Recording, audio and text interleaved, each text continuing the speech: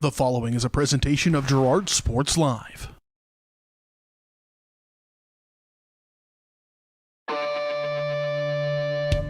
It's time for Girard High School Athletics on Girard Sports Live. Girard Sports Live is presented by Crocan, your community technology partner. Learn more at ckt.net. Also by Ag Choice of Epler, American Family Insurance, Jenny Collins Agency, Bradshaw Collision Repair, Call Service, Community National Bank and Trust, Derailed Commodity, Diskins Auto and Towing, DS Construction, Evans Motors, Farm Bureau Financial Services, Farmers Bank, Girard Medical Center, Hydrex Appliance, The Jagged Edge, GN Bank, Larrett Ceramics, Leah Smith Agency Farmers Insurance, Lehman Realty, Mathis Drug, McClellan Sanitation, Norris Advertising, Producers Cooperative Association, and Roto-Rooter. 5, 4, 3, 2, 1. It's time for Girard Sports Live.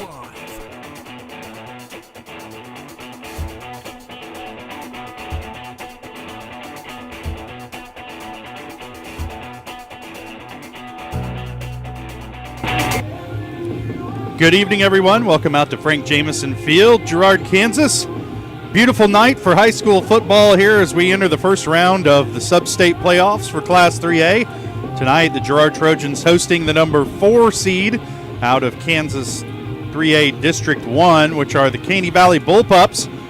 Trojans come in undefeated on the season. Caney 5-3 coming into tonight's ball game. I'm Josh Lettner, alongside me Dale Shireman and Jess Murphy, and thanks for joining us tonight. We want to let you know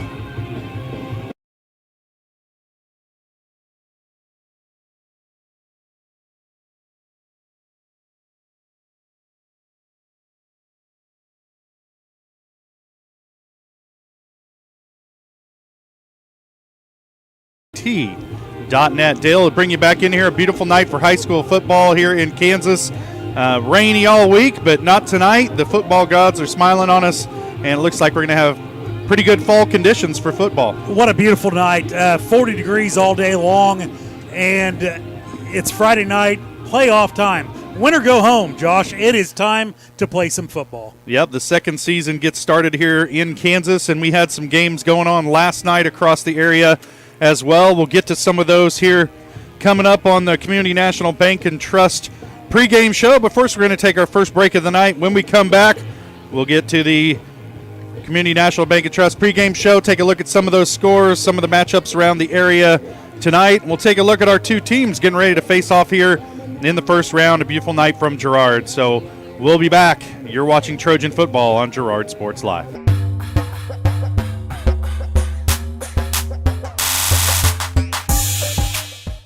Hey, Mama. Now more than ever, Crocan is dedicated to helping keep families connected, workers to collaborate, students to learn, and businesses to continue to serve their customers, and even for doctors to treat their patients. Crocan's reliable high-speed fiber-to-the-home network means no buffering movies or grainy video conferences, no matter how many people are using it. Call or go online to sign up for the fastest and best internet in Southeast Kansas. Crocan. If you need to stay connected, you need Crocan. Do you have a construction project that just needs that custom touch? Are you looking for a contractor who can get it all done? Roof to floors and everywhere in between? Then call Dustin Sneed at DS Construction. With more than 20 years of industry experience, DS Construction specializes in new construction, roofing, renovations, and more. There's no job too big or small. For a free estimate, call DS Construction at 620-724-0209. That's 620-724-0209. Community National Bank and Trust has been serving the area for more than 30 years with a strong commitment to the highest quality leadership and banking services. Stop in soon and pick up your very own Girard Trojan Instant Issue mascot debit card. While you're there, be sure to ask about Secure Lock, mobile banking, Guardian Secure Checking, and People Pay. Learn more at mybankcnb.com. Community National Bank and Trust is a proud supporter of Girard Schools. Member FDIC. Go Trojans! Here at Farmers Insurance, we want all of our students, faculty, and staff to know that we're cheering you on. This year, we would like to spotlight a student or staff member of Girard Schools as part of our weekly Girard Sports Live broadcast.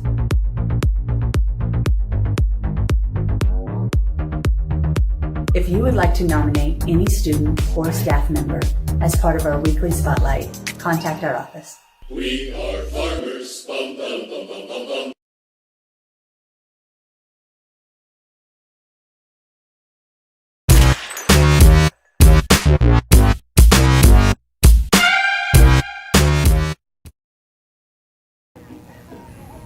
Welcome back out here to Frank Jameson Field, Girard, Kansas, for tonight's Kansas Class 3A Sub-State first-round matchup between the Girard Trojans and the Caney Valley Bullpups. Well, I'll let you know, you're watching the Community National Bank and Trust pregame show.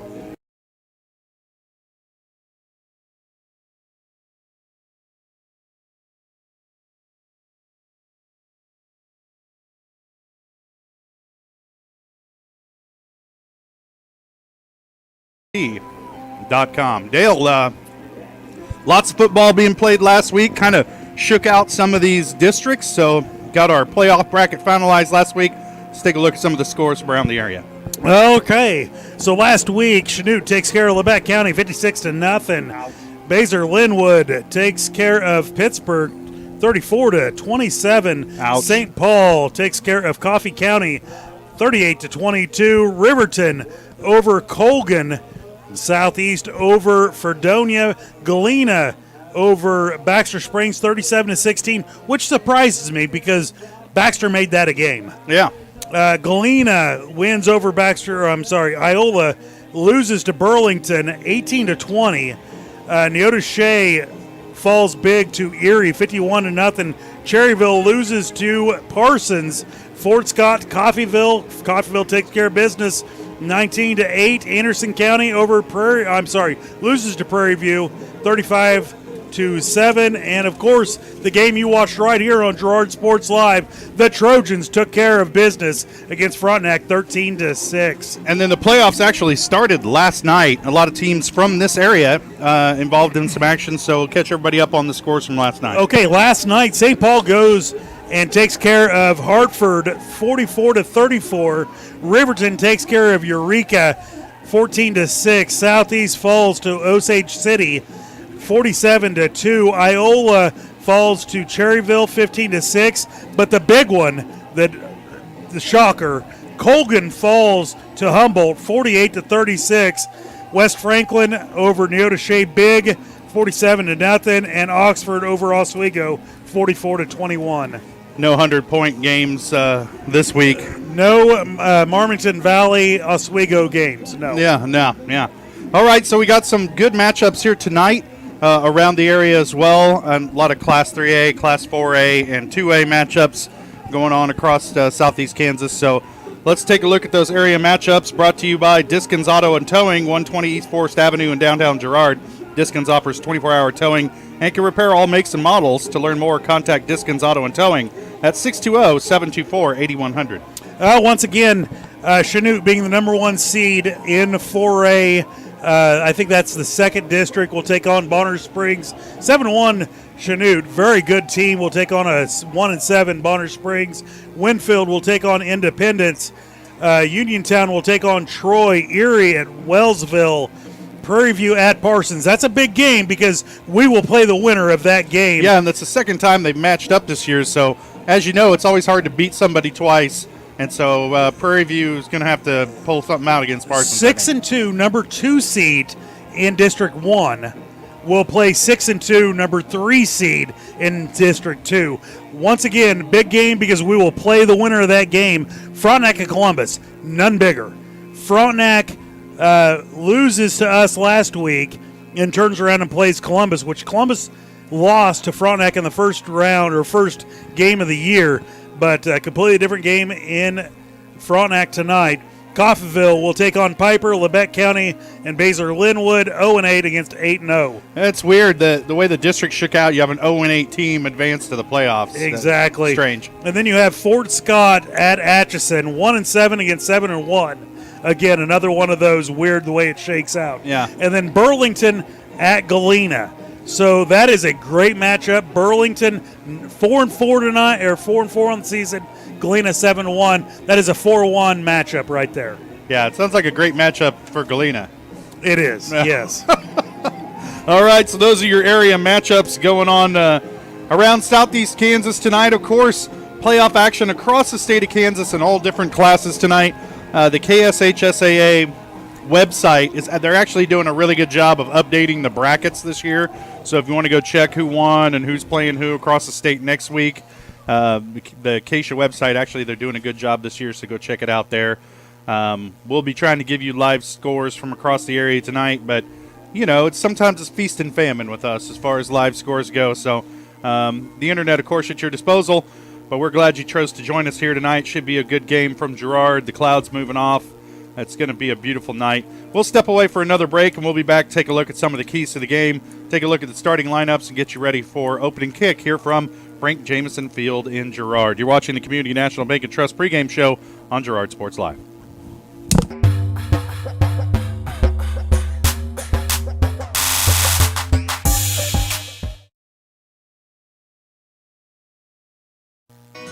Farm Bureau is proud to support Girard High School student athletes. At Farm Bureau Financial Services, their number one goal is to make insurance simple. Agents Joe Sasho, Lori Johnson, and Lisa Sasho take pride in educating their clients and members. There's a lot of information out there, and at Farm Bureau, they can explain it in a way that relates to you, so you can apply it to your life, family, farm, and future. To learn more, contact Judd, Lori, and Lisa at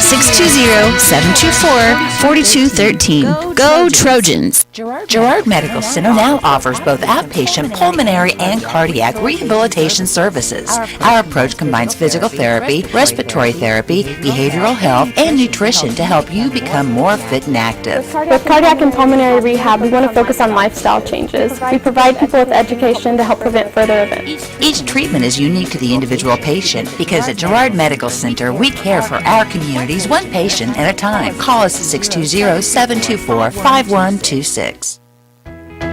Hydrix, your dependable independent. Depend on us for service, for selection, for price.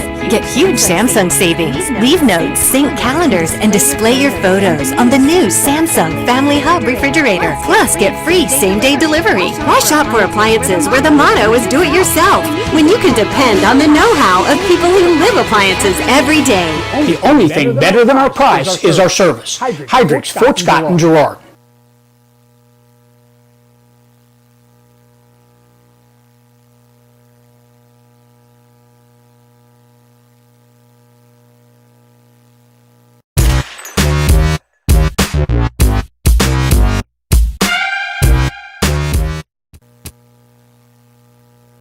Welcome back to Frank Jameson Field, Girard, Kansas. We're about 20 minutes away from kickoff here tonight's sub-state playoff matchup between the Girard Trojans and the Caney Bullpups. And we were talking about it off the air, but you take a look at Caney's schedule. Started off kind of in their own traditional league out there, out west of Coffeyville, Chautauqua County, Montgomery County, that area out there. And went 4-0 to start the season, then got into the heart of their district, started traveling east to play some teams, and proceeded to go 1-3 over the next 4 games. They have wins over Fredonia, Neodesha, Erie, and Cherryvale to start the season, and then losses to Parsons and Galena, and then a win over Baxter, and then a loss to Columbus to finish the season. So you talk about common opponents that our teams have played. that Columbus score kind of jumps out at you. The Trojans throttled Columbus early and held on to win that one. Titans made a bit of a run at the end, but they had no problem with Caney, so it doesn't bode well for the Bullpups tonight. You also look at that score against Parsons. Parsons was beaten by Prairie View earlier in the year, so I guess by a degree of separation, you have a common opponent there. Right. And Trojans handled them as well, so going to be an uphill battle here on the road tonight for Caney. But it is an offense that the Trojans haven't seen a lot of this year, Dale. We talked about how Caney will come out, line up in the wishbone, and try and run down a hill at you with their big tailback Trey King, the senior. And if they can't get him going, things are going to be rough tonight for Caney. It is. Once again, the Trojans will be undersized up front. But we saw that last week. Our small but mighty line, offense and defensive line, will be undersized tonight. But once again, our young and undersized guys fire off the ball, they latch on, and they strip well on defense. So the quickness, once again, we'll have to lean on. They will try to pound the ball down on us. If I'm playing the Girard Trojans, the best defense you have is a good offense. If you can keep an offense off of the field in Girard circumstance, that is the way to do it. And I think that's exactly what you'll see the Caney Valley Bullpups do tonight. And I don't blame them for trying it. And for the Trojans, they've been pretty much a juggernaut for a lot of the year. We've seen them encounter some adversity. They were behind for a while against Frontenac a couple weeks ago and able to come away with the win. Big win here at home to take the district title. Let's take a look.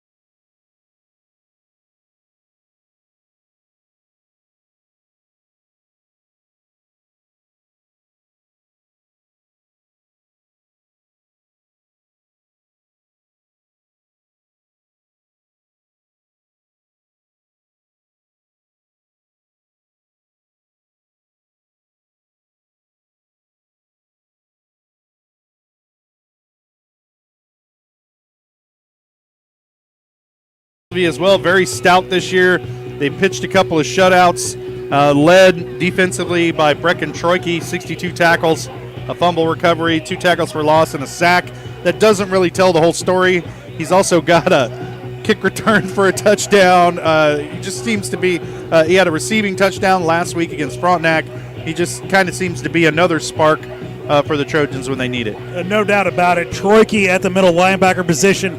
But for Troike to be effective, you have to have those 3 down linemen. Trojans play a 3 down lineman, and you have Mazzaro and Shireman at your defensive ends. And they have to take on a double team for Troike to be effective. And they have done a great job this year, not to mention Bram Bourne. Bram Bourne has played a great free safety for us this year.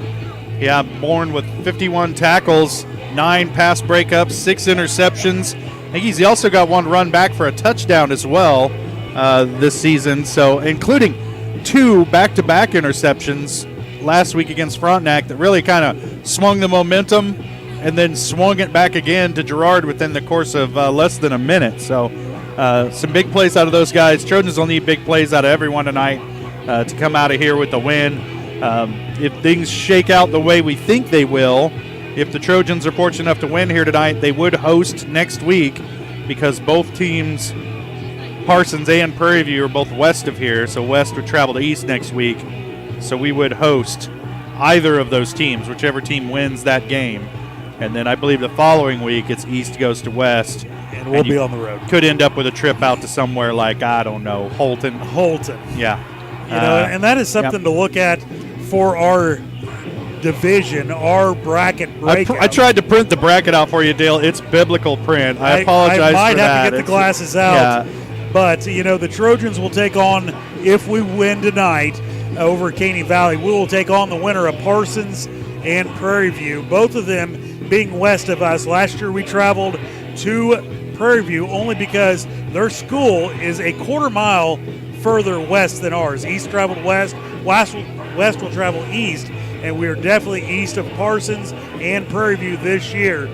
But not to look down the road, one way or the other, we're going to travel the next week after that. Yep. Got to win this one here tonight no matter what. All right, Dale, so I think it's time for our keys to the game, brought to you by Evans Motors. Get the keys to your next ride with a stop at Evans Motors. Nate and Eddie have decades of experience getting folks into the right car, truck, van, or SUV. It's right for them and their family. Stop by and see them at the intersections of Highways 69 and 400, just south of Pittsburgh, or see their full selection online at evansmotors.net. Dale, your keys to the game. Well, there's no doubt the old cliche, get off the bus well. The Trojans need to get out and score quick. Along with that, we need to be able to stop defensively. We need to stop their stud running back in that wishbone. And once we do that, limit the penalties. The penalties have been a juggernaut for the Trojans the last 3 weeks. We have overcome that issue. We've won every single game. But sometime those penalties are going to come up big. Don't turn over the ball. And once again, your third, not offense, not defense, but your skill position players in the special teams need to come up big tonight. And on the other side of the ball for the Caney Bullpups, you got to think that they got to get their big running back, Trey King, going early, control the clock, keep that Girard offense off the field as much as possible. Any team that runs the wishbone, they want to control the clock. They're not out trying to blow your doors off with it. They want to go 4 yards in a cloud of dust. It's Larry Garmin-esque. And own the game, yeah. They want to own the game. The best defense is a good offense, and if you can keep the other offense off the field, that's the best game plan you can have. All right, well, we'll see which team's strategies are going to play out to their advantage here in about 9.5 minutes. We're heading towards kickoff. We'll step away for another break, and we'll be back. You're watching the Community National Bank and Trust pregame show on Girard Sports Live.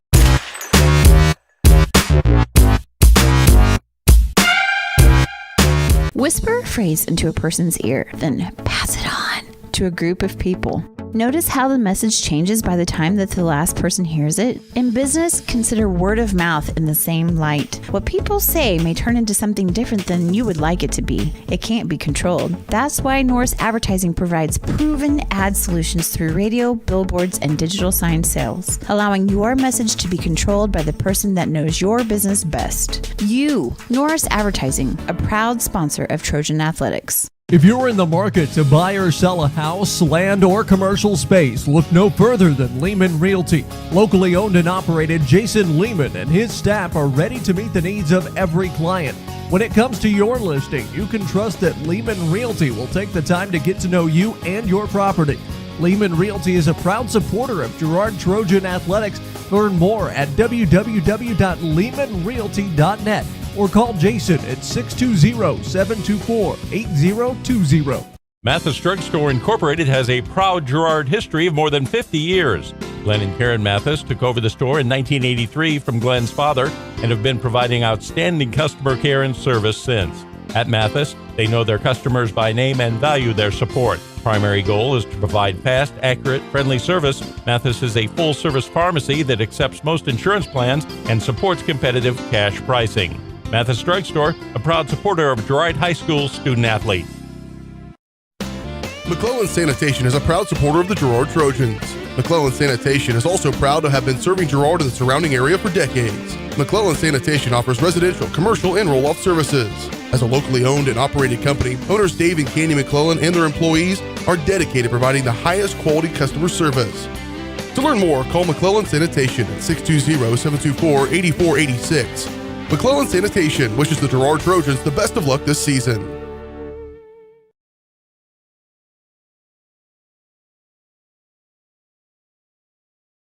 Or 4090. The Producers Co-op Farm Store is committed to making your life easier by supplying you with the things you need for your farm and home. As always, the Producers Co-op Farm Store has a great selection of farm and ranch supplies, including pet supplies, ranch and corral building supplies and equipment, automatic waterers and feed bunks, tack, dog food, pet and animal health supplies, workwear, boots, and much, much more. Come in and check out the great deals on lots of new merchandise as well. Proudly serving Girard and the surrounding area, and proud to support the Girard Trojans. Roto-Rooter is proud to serve Girard and the surrounding area, offering sewer and drain cleaning, as well as septic and grease trap pumping 24 hours a day, 7 days a week. From toilet clogs to video inspections, sewer line repairs to complete replacements. To make an appointment, call 620-231-5630. Roto-Rooter is now owned by GHS alum Braden Peak and GMS teacher Heather Peak, and they are proud to support the Trojans. Roto-Rooter, 620-231-5630. See their ad in names and numbers. Your victories are awarding moments at Wilbert's Signature Awards and Engraving. New owners Greg and Missy Scott are excited to build on the 30-plus year tradition of Wilbert's, known across the area as the premier shop for sports awards, medals, custom engraving, plaques, trophies, gift items, corporate awards, and so much more. And with cutting-edge equipment being added, Wilbert's is poised for another successful 30 years. When hard work needs recognized, trust Wilbert's Signature Awards and Engraving. Find them on Facebook and at wilbertawards.com.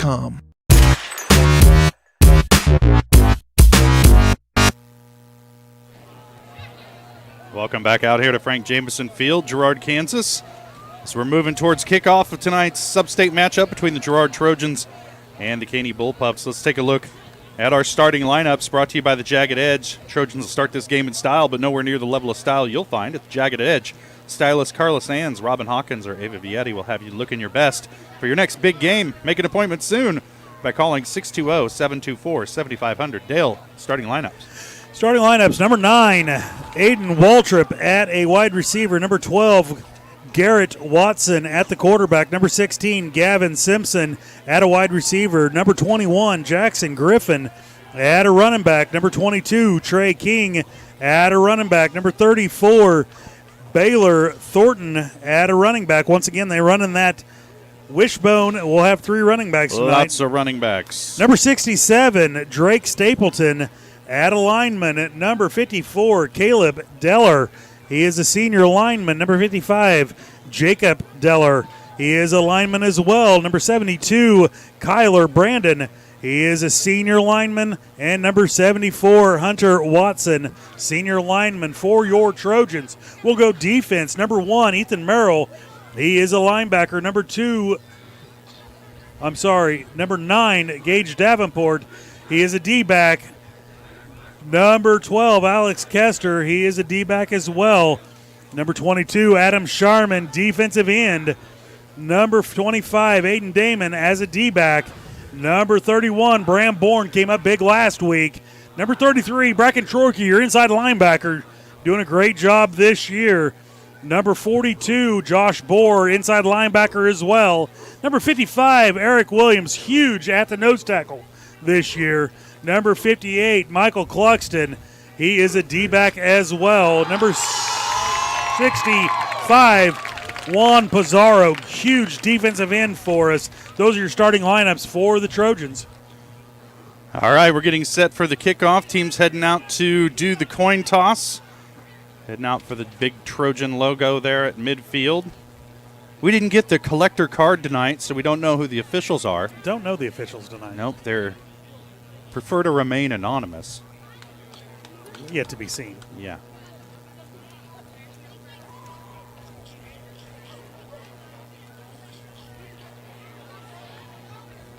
Beautiful sunset tonight here in Girard. As we're under the lights here, it's kind of chilly, but the chilly time of the year is when you still want to be playing football, Dale. That's exactly when you want to be in the playoffs. And what a great booth we're in tonight. Oh, man. Once again, great to be home, great to be a Trojan. I was disappointed that we didn't get our private bathroom that we Well, really pushed for, but heat and air is nice, though. it is. I guess we'll settle for that. Windows, walls, chairs, all those things you take for granted till you go on the road. Everybody takes a look at a coin.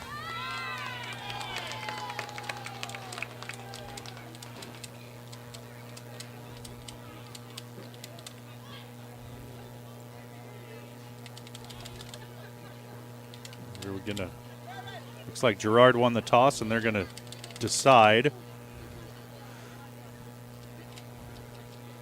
I can't see it from here. Just there we go. There we go. No. Caney. Valley wins the toss, chooses to defer. They will kick. There you go. Caney defers and will kick. The Trojans will receive. Well, Girard will have the ball to start things off here tonight. As we're teams huddle up to get hype before the kickoff, about a minute away from your opening kickoff. And as always, our opening kick is brought to you by Laritz Ceramics, 503 West Maple in Girard. Stop by Laritz Ceramics for great gift ideas and supplies. Get creative when it comes to gift buying. Get your friends and family a beautiful ceramic piece or maybe even classes from Laritz Ceramics. Call 620-724-8442. Well, kick returns have been a big part of the game for the Trojans all year long. We'll see how Caney's kick coverage looks here to start this game out. Trojans have been starting in pretty good field position this year. Even run a couple of kickoffs back, including one short kickoff that Brecken Troike ran back. I think that was against Columbus. Yeah. Nobody wanted any of that. He just ran like a wrecking ball. Quite honestly, if I'm an opponent of the Girard Trojans, I kick it out of bounds. Give them the ball on the 35. Yeah. Because the skill set that is back there with Davidson and Kester, I don't want to give it to either of them because either of them can take it to the house at any time. And then you got Merrill and Troike as the next two up backs. The bangers. Yeah. You don't want to kick it short either. Pick your poison. Yep. Davidson. That's the kick for Caney Valley is number 22, Trey King. King, the tailback. The kind of the heart and soul bell cow for this Caney offense. Going to kick things off here. Probably the best athlete overall on their team, and if you're running the wishbone, that's where you want your tailback, I guess. Kicks a low angling kick. It's going to roll out of bounds. Like you said, Dale, Trojans will take over on their own 35. It's not bad field position. Is that a ponytail I see? Dreadlocks. Oh, okay. He had 4 or 5 ponytails when I was down there getting lineups. Different mindset. Hey, man, if I could do it, I might, you know? Anybody that knows me, I would love to have a ponytail. Or mohawk. I'd look like Edgar Winter if I had a ponytail. I don't think that would look good. Very bad.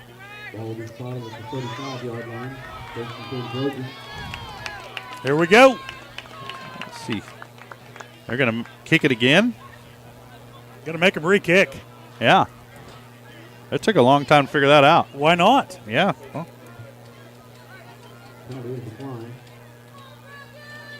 So it's a good old-fashioned do-over. The Trojans think that we can get a better field position than 35. They're backing them up. Well, if they keep kicking it out of bounds, you can make them re-kick. Oh, just keep doing keep backing them up. Once again, Davidson and Kester will be standing on the 20. So, you know, it's a good chance.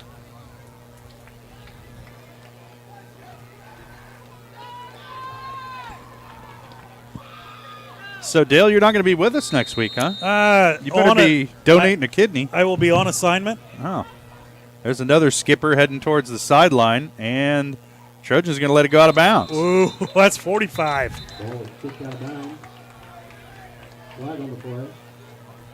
And we'll see. the squib kick out of bounds is not maybe the best option here if Girard keeps forcing them to re-kick. I think they'll take it that time because you're going to get it at the 45. Or at the 40. Yeah, looks like the 40. 5-yard penalty. Trojans will take over on their own 40. And we're underway here. All of that for 5 yards. Negaman lines up in the pistol with Merrill in the backfield behind him. 2 wide receivers to the near side. And the handoff goes to Merrill up the middle. He's going to have about 3 yards up to about the 43-yard line. Tackle in there by Trey King, number 22 for the Bullpups.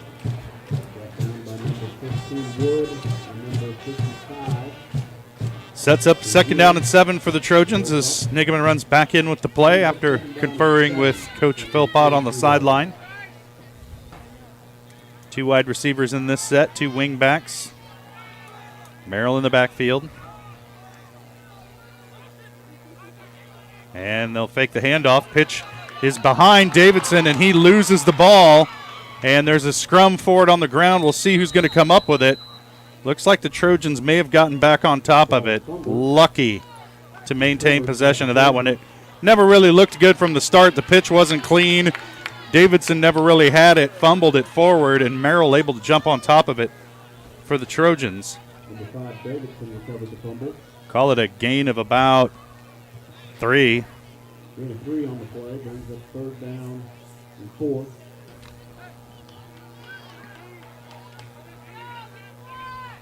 Dangerous start here as the Trojans line up 2 wide receivers to the near side. Negaman back to pass, being pressured, throws a duck up towards the sidelines, just got rid of it, threw that one away. It'll bring up 4th and 4. We'll see. The Trojans are going to go for it here. It looks like they are. Flag on the play, I believe. No? Oh, yep, offsides against Caney.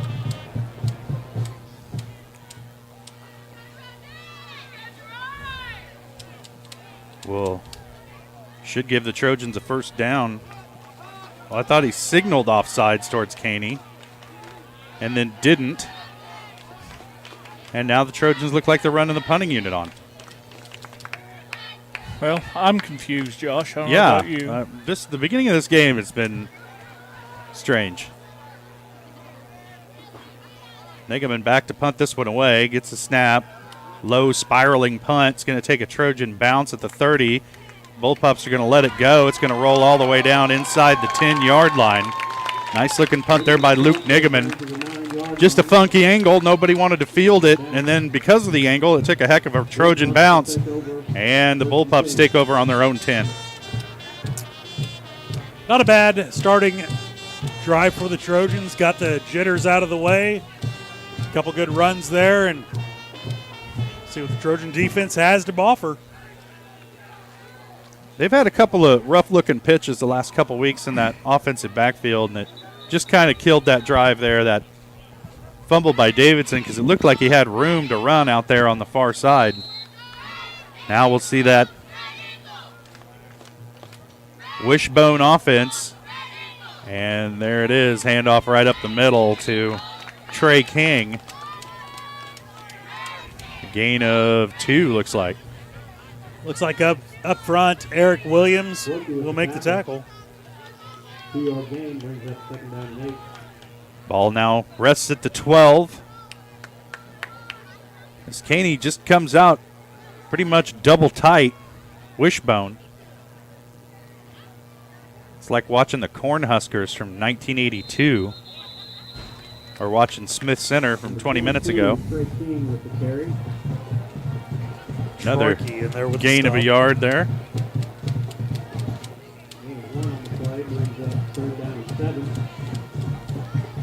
And if that's what they want to do all night, well, more power to them. You know, it's also one of those offenses you got to be patient with. A lot of those runs that don't work so well in the first quarter work pretty well in the fourth quarter, but that's if you're in a position to keep picking up 3 yards a carry at that point in the game.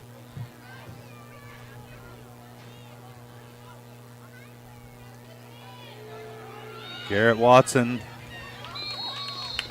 tries to carry this one outside. Nope, I'm sorry, that was Trey King again. 22, Trey King with the carry.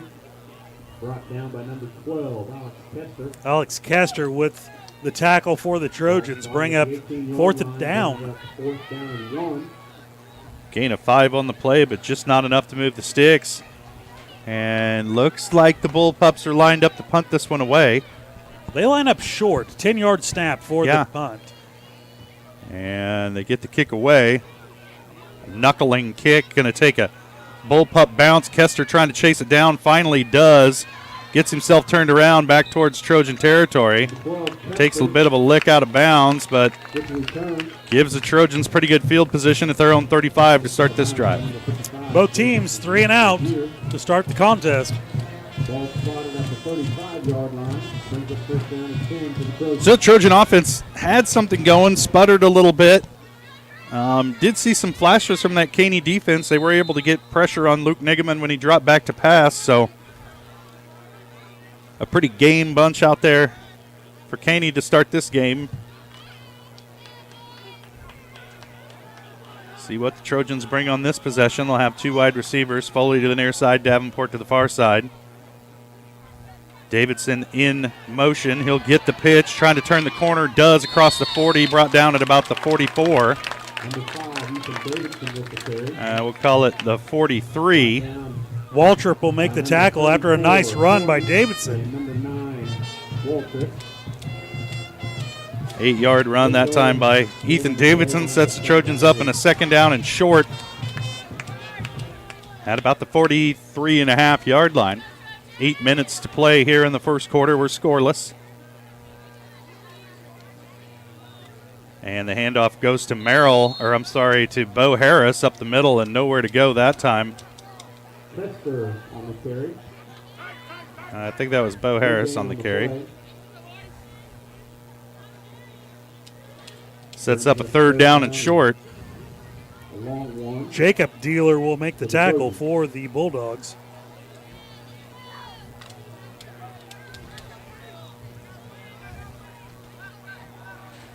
It's been a pretty good battle in the trenches here between this offensive line of the Trojans, the defensive front of Caney. Luke Nigeman tucks it himself across midfield, having up the 1st down.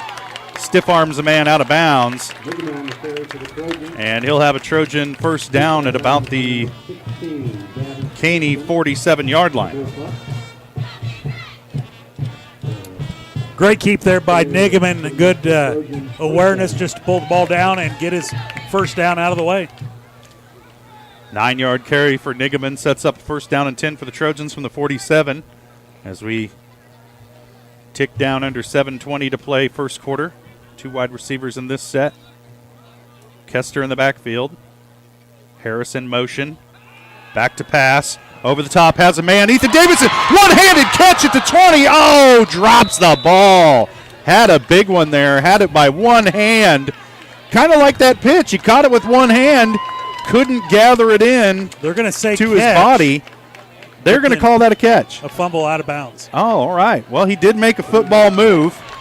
Turned it upfield, and it will be a Trojan 1st down. So, nice pass from Nigeman to Davidson. Just out a little in front of him. Yeah, and it's going to give the Trojans 1st down and 10 inside the 15 at about the 14-yard line.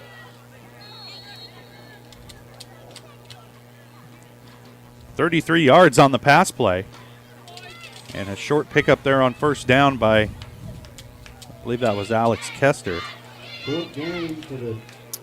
Tackle in there by number 22 for the Bullpups will be Trey King.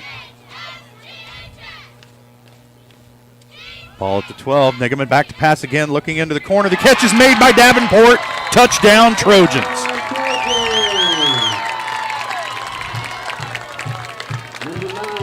So explosive, you never know what player will make the big play for the night, but Trojans on the board. 6-play, 65-yard drive. Took just a little under 2 minutes, and the Trojans take a 6-0 lead, pending this Garrett Humble point-after attempt, and they're trying to get the play clock running there. Snap is down, the kick is up, and it's good. Trojans lead it 7-0. We'll step away for a quick break, and we'll be back. You're watching Trojan football on Girard Sports Live.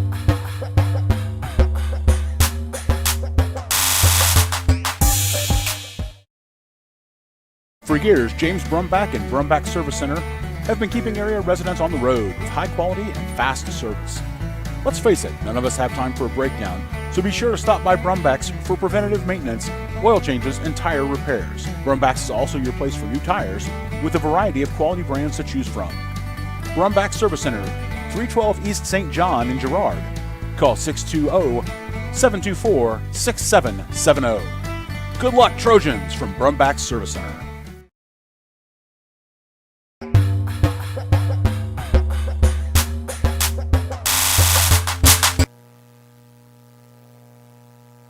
Welcome back to Frank Jameson Field. Girard Trojans march at 65 yards in just under 2 minutes, capped off by a 9-yard touchdown pass. Or I'm sorry, a 12-yard touchdown pass from Luke Nigaman to Davenport to give the Trojans a 7-0 lead. Here early in the ball game, as Trojans getting set to kick this one away. Ethan Davidson not handling the kickoff duties right now. Garrett Humble in there, kicking off for the Trojans. Davidson over on the sideline here talking to Coach Philpott. Must have been a penalty on that extra point. We're kicking off from the 45. Huh. That's why we keep you around, Jess. You're paying attention to the game. Humble kicks this one off. A high, short kick, going to be fielded at about the 15-yard line. Trojans in there quickly. Caney trying to run some protection to the far side, but unable to get over there because the pursuit caught up quickly.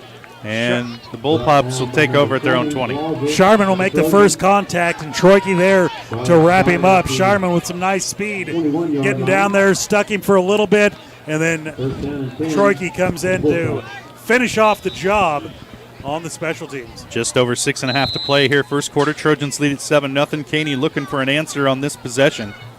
Unable to get anything going, 3 and out on their first drive. As they come out in the wishbone again.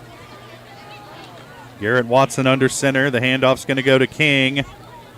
And they'll try and push onto that left side of that Trojan defense. And he'll have about a long 3 on that carry. In the tackle there was number 48, Christian Taylor, along with the host of Trojans. Puts the ball out at about the 24-yard line, sets up second down and 6 for the Bullpups. Getting ahead of myself. Hand off to King again. Finds a little bit of a crease. He's going to be near a first down by the time the Trojans finally gang tackle him to the ground.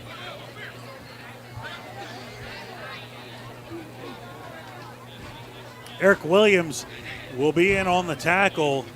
Bring up 3rd and short.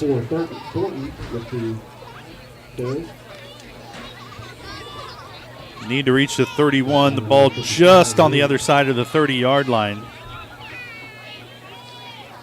And guess who? Well, they run a little misdirection this time away from King. The Trojans in there to stop that one up. That was Baylor Thornton, the senior running back, the other tailback, and he doesn't get it. It'll set up a 4th and short. Taylor in there for the tackle. Nice job there at the outside linebacker position. Clock runs under 5 minutes to play first quarter. Looks like it's 4-down territory. Dale. You knew he was on it. I knew.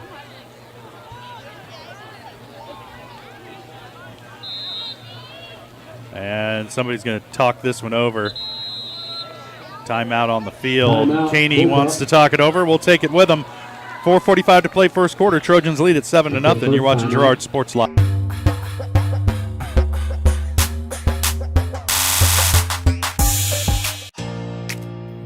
Here at Farmers Insurance, we want all of our students, faculty, and staff to know that we're cheering you on. This year, we would like to spotlight a student or staff member of Girard Schools as part of our weekly Girard Sports Live broadcast.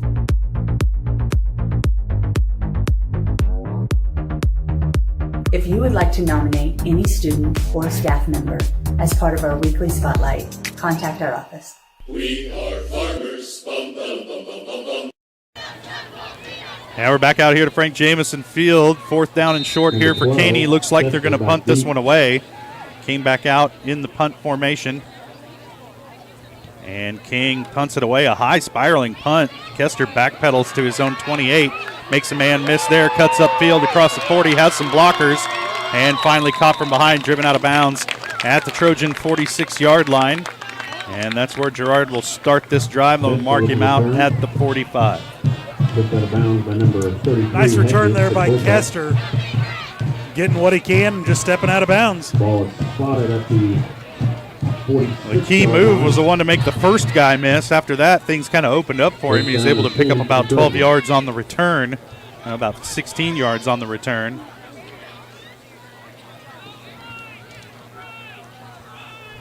And Merrill in the backfield behind Negeman. Here's the snap, handoff to Merrill inside, has room on the left side, and he'll have a first down out across the Caney 45 to about the 43-yard line. With the 12-yard carry. Number 21, Griffin Jackson will make the tackle. Simpson and number 20, Griffin for the Bullpups. Sets up 1st and 10 at the Caney 43. 43-yard line, first down and 10 Trojans.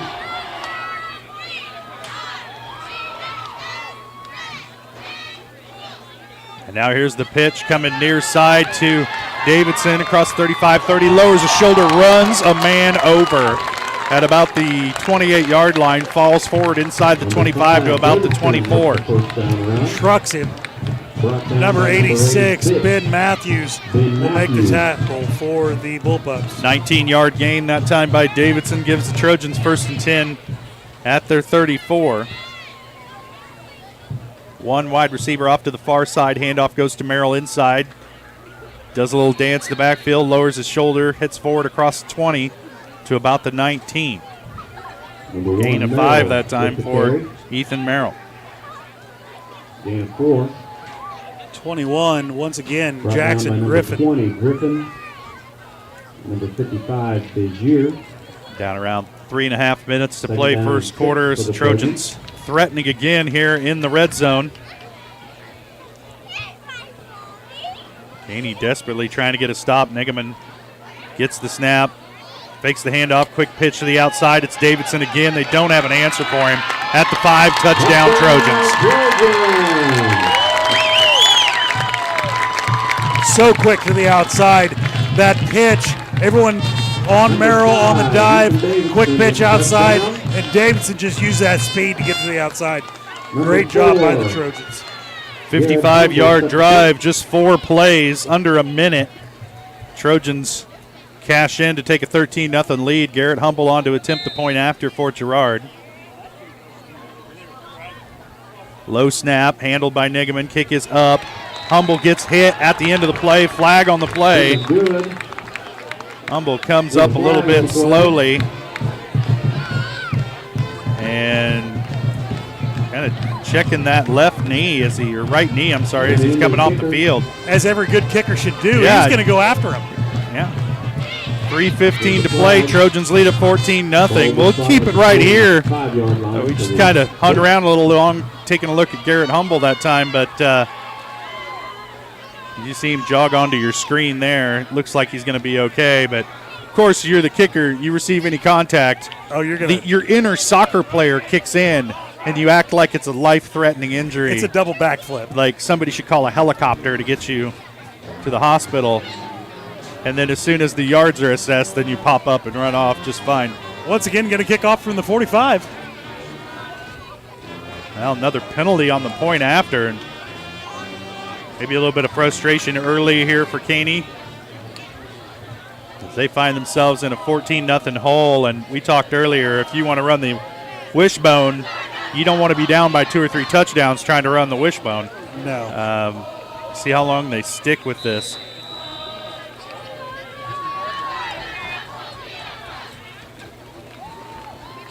Humble set to kick this one away. High end over end kick, short, going to be fielded on the run and driven back emphatically was number 9, Aiden Waltrip. And he'll get it out to about the 26-yard line, and that's where Caney will start this drive. Shorkey ran through there and thought he had a hold of his head and looked down like, where'd his head go? The rest of the Trojan defense on the kickoff there to wrap him up. I couldn't get numbers. There's so many of them. But, boy, yeah, Shorkey thought for sure he had a helmet in his hand. We'll see what Caney does on this drive. This is very important for them to stay within 2 scores here. If they want to stick with their plan here and run this wishbone, they got to get something going on this drive. There's a handoff. That was number 34, Baylor Thornton, senior running back. I'm not sure if he's thunder or lightning with Trey King back there, but he picks up about 4 yards on the carry. Shorkey will make the tackle from that inside linebacker position. Ball rests at about the 30-yard line. We're under 3 minutes to play first quarter. This handoff's going to go to King, or no, not King again. That is Baylor Thornton once again.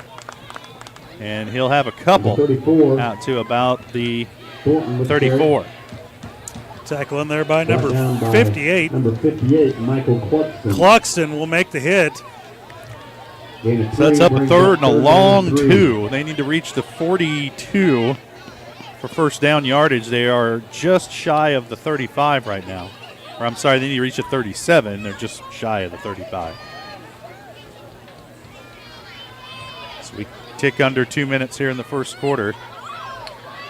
They'll try the quick pitch to the outside. Track down from behind. Nowhere to go that time for Baylor Thornton.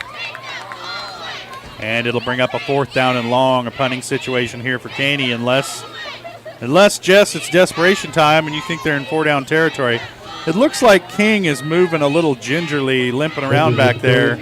That might be why we didn't see him get any carries on this possession. They might be trying to protect him a little bit. Hope he can walk it off. Here's the punt from King. Another good high spiraling punt.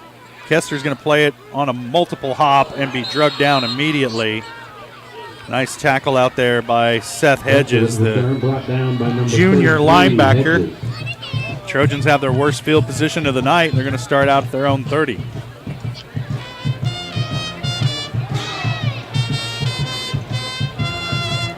Ball start at the 31-yard line.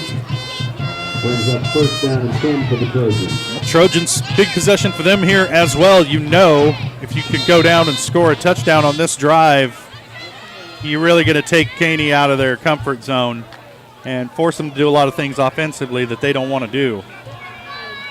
If they don't, there's no shot of getting back in the game running 2 and 3 yards at a clip. Handoff goes to Kester, far side, lowers his head out across the 35 to about the 36-yard line. Gain of about 4 on first down. Tackle in there by number 15. Wood. Brought down by number 15, Lennox Wood. Sets up a 2nd down and 5 for the Trojans. Just over a minute to play first quarter. Kester gets the handoff. Not much going that time. So he'll get across the 34 to about the, across the 36 to about the 37-yard line. Tackle in there by number 75, Carmen Smith. And 1. Brought down by number. Sets up 3rd and 4 for the Trojans. Brought down by 87. Porcells. A lot of motion on that defensive line. Kind of got him with a hard count. We'll see if the officials saw any motion on the offensive side. They're pointing. It might have got Ferguson. Well, offsides against Caney. That's the way I saw it as well. What are you talking over there, Jess? Hey, Josh, let's turn his mic off. No, nobody's paying you. He gets a 2-minute penalty. Nobody's paying you to be objective, buddy. Illegal talking. Brings up a first down for the Trojans. They give the Trojans a 1st and 10 at the 42.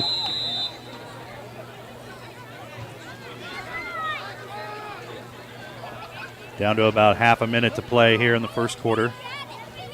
They'll run play action. Nigaman over the middle, has a man. Oh! Couldn't get it to Ethan Davidson, just a little bit too far out in front of him. Wide open. Yeah, Luke wants that one back.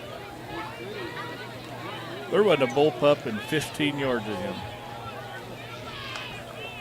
Shh, don't tell him that. Second down and 10 now for the Trojans. Clock stops with 25 seconds to play in the first quarter. Trojans on top 14-0. Winner goes on to play the winner of the Parsons Prairie View game, taking place over in Labette County tonight. Here's Bo Harris trying to turn the corner, does cross midfield, and he'll step out of bounds. They're going to get him out of bounds at midfield. Number 3, Bo Harris with the carry. Stingy spot, but nonetheless a good first down play for the Trojans.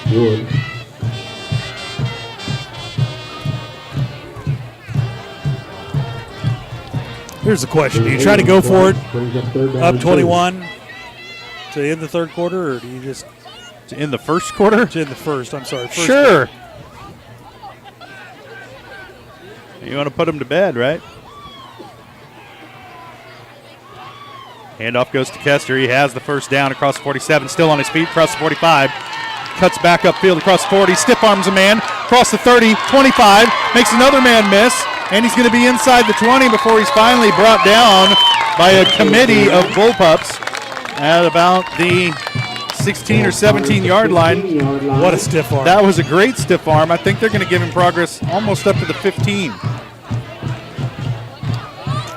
Tackle in there by King. That's the end of the first quarter. 34-yard run that time by Kester. And that'll be the final play of the first quarter. We'll step away for a quick break, and we'll be back. You're watching Trojan football on Girard Sports.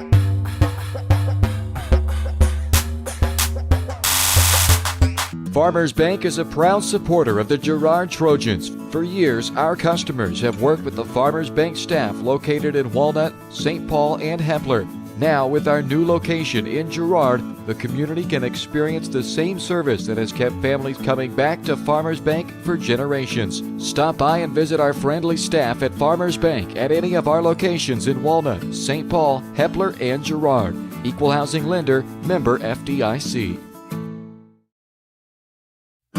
A partner in your fields and in your success. That's what you get with Murphy Seed. Channel seedsman Matt Murphy knows your fields and can recommend the elite seed products designed to perform in your area, maximizing the profitability of every acre. With Murphy Seed, you'll get year-round, hands-on, customized service. To learn more, call Murphy Seed at 620-249-6419. Your partner at every stage. Matt Murphy and Murphy Seed.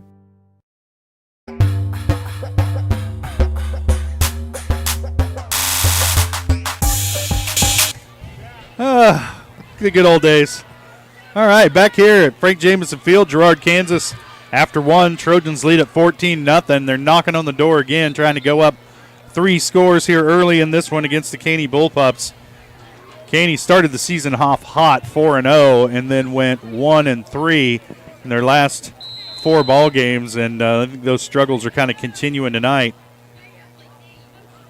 So the Trojans trying to take a 21-point lead here. As they have it 1st and 10 at the 15. Go handoff up the middle this time. And that was Alex Kester with the carry, and he'll have about 3 yards. Jacob Dealer will make the first contact for the Bullpups. Put the ball at about the 12-yard line. Number 55, Jacob Girard for the Bullpups. Brings up 2nd down and 8. It's been a fairly long drive for the Trojans. They took over on their own 31-yard line. The big play, a 34-yard run by Alex Kester. Fake the pitch. Now Nigaman rolling far side, being pursued. Brings it down, almost picked off, trying to get it to Davenport there at the front of the end zone. And a good position that time by broken up by number 16. Caney defender. I think that was... Brings up 3rd down and 8. I didn't see the number. I think it might have been 42. I'm not for sure, though. We'll bring up a 3rd down and about 7. Not even going to try that one. Nope. 3 wide receivers in this set for the Trojans. They'll put Kester in motion and overthrown as Nigaman was trying to get it to Kester. And that'll bring up a 4th and about 7 for the Trojans. And decision time here. We'll see what they decide to do. We're going to kick it. And they are. Garrett Humble coming onto the field. Trojans going to try for 23-yarder. Looks like it. 23-yard. Well, we'll see where they're going to spot it. Yeah. 30-yard field goal here for Garrett Humble. Well, I was down there during warm-ups, and he was booting them from this distance with ease. The kick is up. No good. Way wide right. Announcer's and jinx. Yep, that'll turn it over to Caney. I think they'll get it at take the 20. over at the 20. Another 2-minute penalty. As I shut Jess Murphy's mic off for the evening. Well, with my experience, Dale, that little 3-legged holder thing must be easier than actually doing it live. First down and 10. It's always easier in practice.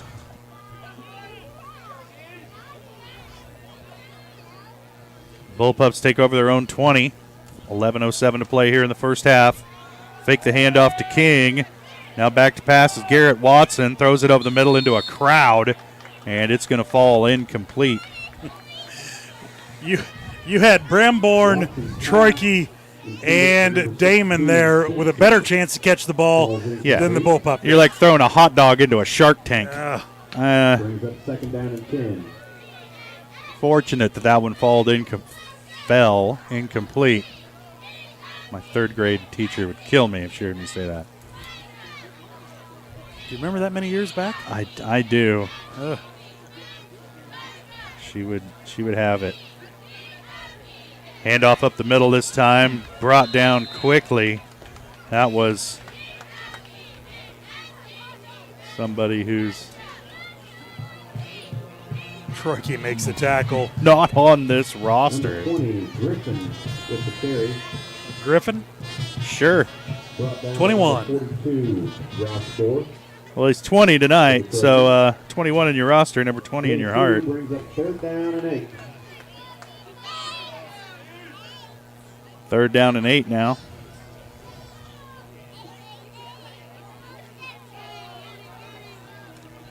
And another big hit there in the running game. Nowhere to go for Trey King. Number 22.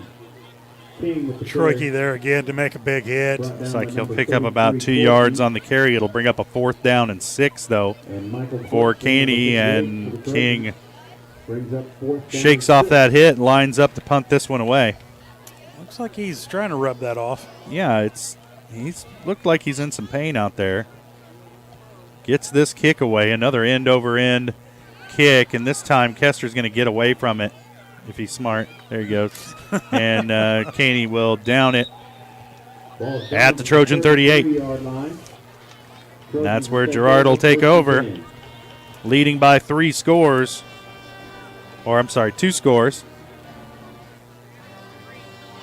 Had a good drive going last time out, but ended with a missed field goal, missed 30-yarder by Garrett Humble. Trojans get it right back after a 3-and-out. And now the offense ready to go back to work. 9:40 to play first half. All kinds of playoff football action across the state of Kansas tonight. Great atmosphere here tonight in Girard. Caney traveled pretty well. Quick pass to the outside, and able to fight through it as Davidson spins out of another tackle and driven out of bounds at about the 45-yard line. It'll be a first down. Waltrip will push him out of bounds, but not before Davidson able to get that first down. 1st and 10 for the Trojans from midfield. Clock running, 9.5 to play. Clock stopped with 9:33 to play in the second quarter.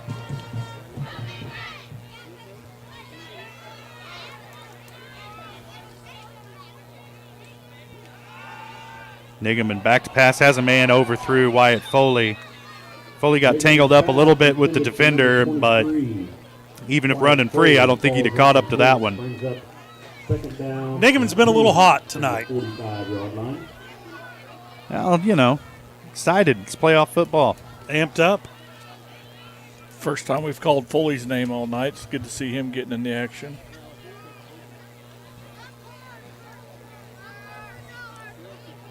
Brings up a 2nd down and 10 for the Trojans. Stops the clock with 9:28 to play in the first half. 2 wide in this set. Foley far side, Davenport near side. And there's pitch to Davidson, who is in motion to the far side. Cuts it upfield across 40, 35, 30, 25-foot race. 15, 10, tripped up, and across the pylon. And they're going to say he's down at the 1-yard line.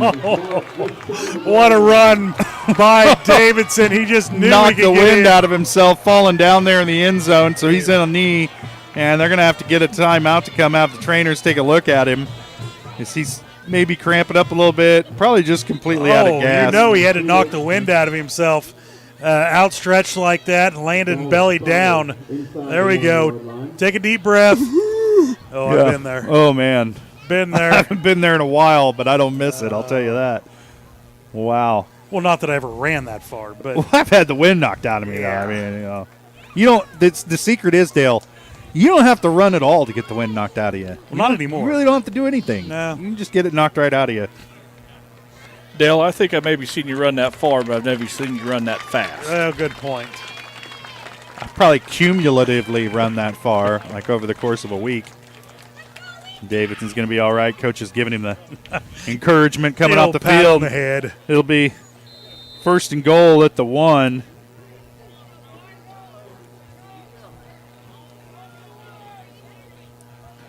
And you got to think maybe quarterback keeper here, but want to protect Nigaman, so probably hand off to penalty flags on the play. They're going to blow this one dead. Looks like it's going to back the Trojans up. Dead ball. False Ball start. Oh, what now? Forts. Deputy Dark. False start on the offense. Back them up to the Backed up to the 6-yard line. And Trojans will have it 1st and goal from there. First down goal from the 5. About 9 minutes to play here, first half. Trojans trying to go up 3 scores. We saw a little glimpse of that Bullpup passing game on the last possession, so you think that if Girard can go up 3 scores, this one's it's going to be hard to come back. Quick pitch to the outside. This is Kester with it, I believe. Nope. Not Kester. That Norris. was Jaden Norris. And a touchdown run by Norris. 6-yarder. Gives the Trojans a 20-0 lead. The 4, Garrett Humbles up the kick. He was just picking his hole, which way he wanted to go in. Lots of room out there for the Trojans.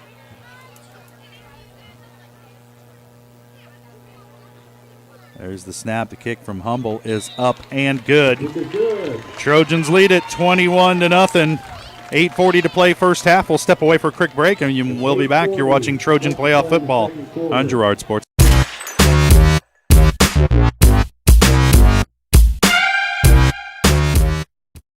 Farmers Bank is a proud supporter of the Girard Trojans. For years, our customers have worked with the Farmers Bank staff located in Walnut, St. Paul, and Hepler. Now, with our new location in Girard, the community can experience the same service that has kept families coming back to Farmers Bank for generations. Stop by and visit our friendly staff at Farmers Bank at any of our locations in Walnut, St. Paul, Hepler, and Girard. Equal Housing Lender, member FDIC.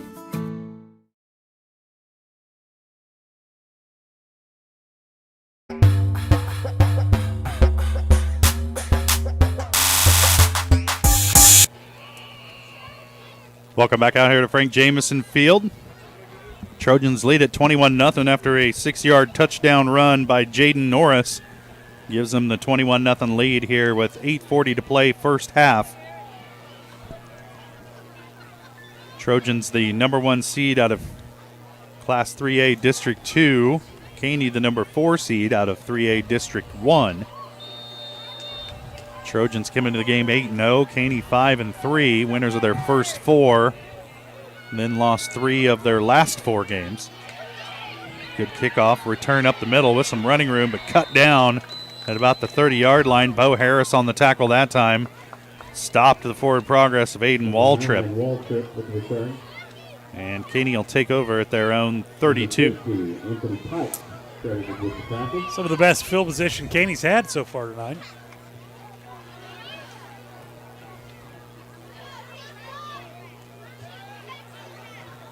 Good field position, bad scoreboard situation.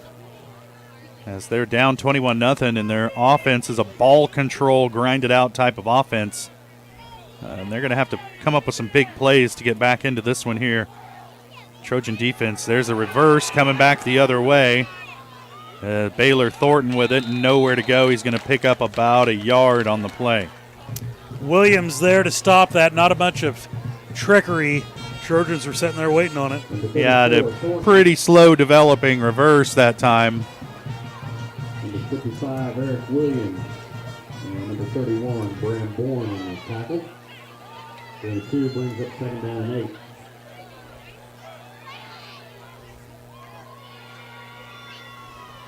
Brings up a 2nd and 8. Now here they are, 4 wide in the shotgun. You got to think not where they want to be. King back in the quarterback position, throws this one intended for Aiden Waltrip over his head, out of bounds, incomplete. And you got your tailback back there at quarterback out of the gun. Things are not going well. Not the game plan I'm sure they had. No. You don't come out wanting to run wishbone and then end up 4 wide and think that everything's going okay. King in the gun here again. 3 wide receivers to the near side. Trojans showing some blitz. Now they back off of it. And it's a pass again. King going to loft this one outside. Off the hands, incomplete. Good effort, but incomplete, intended for Gavin Stimson, the junior wideout. And it's going to bring up a 4th down and long here. Kester, Bohr, and Bourne there to break that up. Yeah, every time that the ball's gone into the air, there's been 3 Trojans there to defend the pass. And so punting situation once again is Trojans trying to get personnel off the field. King set to kick this one away. Kester back to receive the kick. Blocked! Blocked by the Trojans. Sharman gets a hand up and scoops it up. How about that? Adam Shireman with the punt block and the scoop. Hey, if you want a clip of that last big play, text GHS to 816-406-0051. We partner with Easy Relic. They'll give you a highlight of any moment in the game just by texting GHS to 816-406-0051.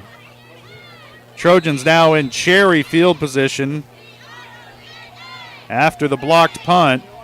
They have it 1st down and 10 just inside the 10-yard line, so 1st and goal for the Trojans.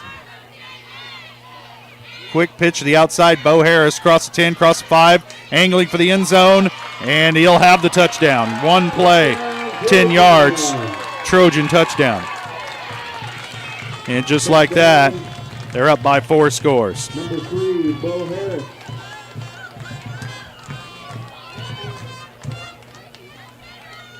One play, 6-second drive. I can do the math on that one. Number 4, Garrett Humble. Humble on to attempt the point after.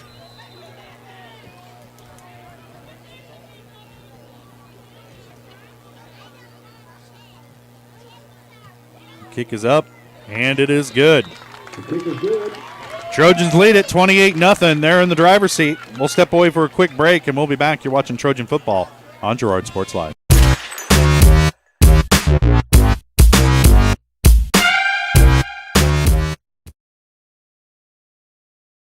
Caney's Girard is a proud supporter of Trojan Athletics. Chicken Annie's of Girard serves up the area's best fried chicken and a whole lot more. Check out their weekly specials like chicken and noodles on Wednesdays, Thursday nights kids nights, and Friday boneless wings. Oh, and don't forget about those delicious homemade pies. Stop in or enjoy their mouth-watering favorites at home with carry-out and catering available. Chicken Annie's Girard, continuing a Southeast Kansas tradition. Learn more at chickenanniesgirard.com or call 620-724-4090.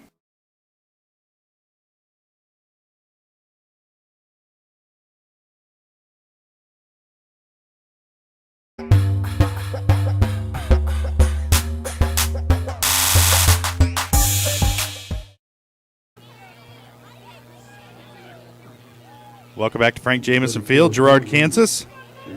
Trojans lead at 28-0.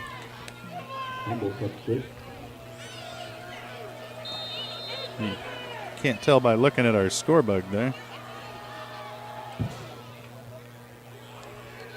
And this long kick fielded at about the 13-yard line and hit immediately, brought down at about the 22, was Aiden Waltrip. Number 9, Waltrip with the return, brought down by number 22, Adam Solomon. And number 20, Brian Glauser. And they'll take over. They're going to give him forward progress out to the 24. And that's where Caney will take over. Ball spotted at the 29-yard line. First down and 10, Bullpups.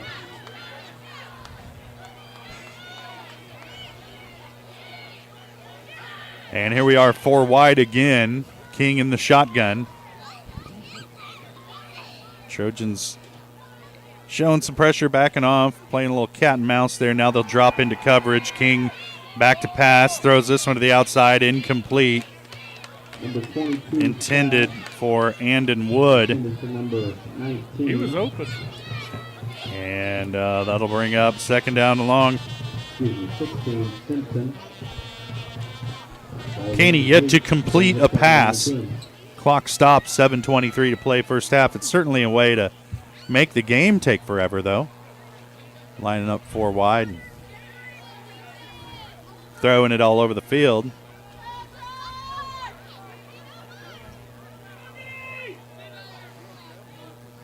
They'll stay in the 4 wide shotgun set. Trojans bring some outside heat again. There's a little draw up the middle by King. And the quarterback draw sniffed out by the Trojans. He's going to lose yards. Probably about 2 on the play. Great job there by Merrill and Troike from the linebacker positions to come up. Merrill stands him up, and Troike takes care of business. By number 33, Called it a loss of 2 on the play. Backs him up to the 22, and it'll be a third down and long situation here with the clock running under 7 minutes to play. First half, 3 wide to the near side.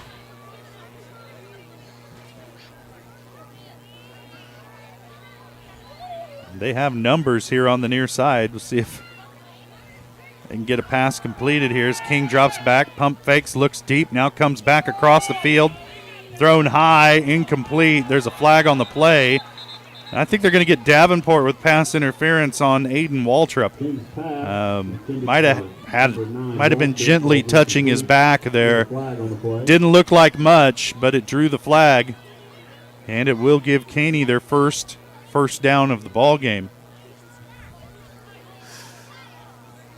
I mean, I'm just speculating on all that right now, but it seems to be what's happening.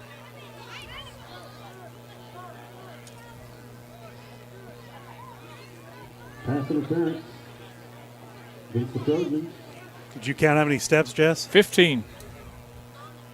Not a 17-yard penalty? Or 13. We've had all sorts of numbers this year. Moves the ball up to about the 37-yard line.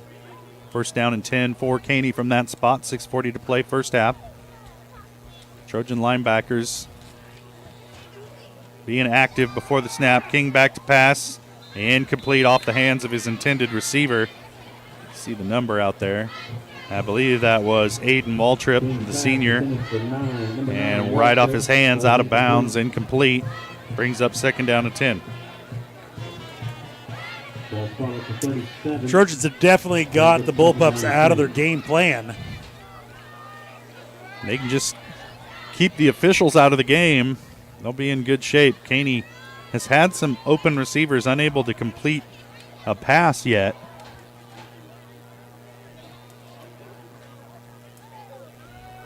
Trojans bringing the outside heat again. Here's another pass over the middle, incomplete. Again, intended for Waltrip. Again, defended by Davenport with Bramborn over the top. And it falls incomplete. Good defense in there by Bourne and Davenport. Bourne's about a half step away from picking that off. Brings up about a 3rd down and 10.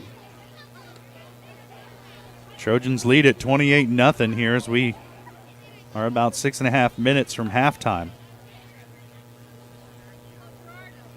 We'll do our best to do some mathology and have some stats for you here at halftime. We'll also take a look around the area, see if we can get some score updates from other games in Southeast Kansas tonight. Here's King in the gun, back to pass, looks over the middle. There's a completed pass out to about the 41-yard line. And that was number 86. 25, Damon with the tackle. Gain of 4 on the play. Sets up a 4th down and 6. Clock running. Down around 6 minutes to play. Caney's going to punt this one away. King back.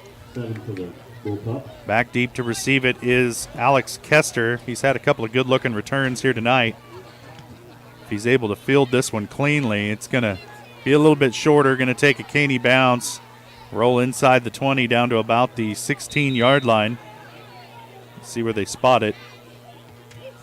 And it looks like it's going to be about the 17-yard line. That's where the Trojans will take over. 1st and 10. Trojans will take over 1st and 10. 5:47 to play, first half. Trojans have it. They need to go 83 yards here in under 6 minutes. Completely doable. Especially from what we've seen tonight. Trojans have gotten some pretty big chunk plays here early in this ball game.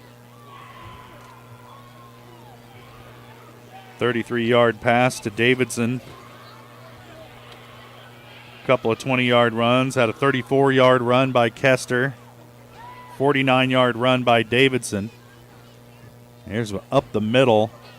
And still on his feet, still fighting forward, is Ethan Merrill. And he's going to have enough for, looks like a Trojan first down. With a 10-yard gain.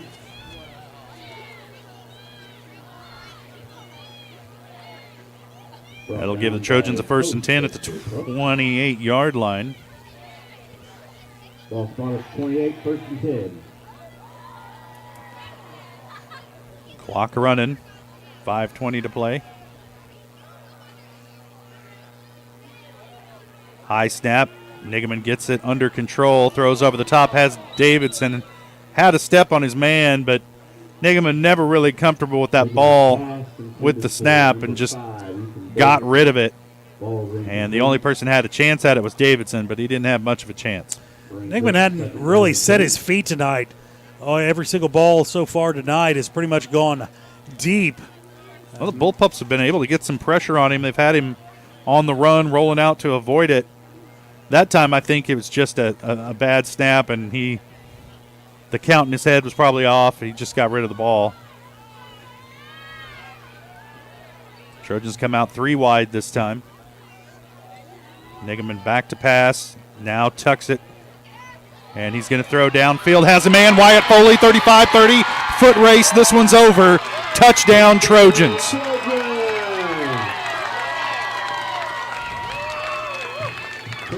72-yard touchdown pass.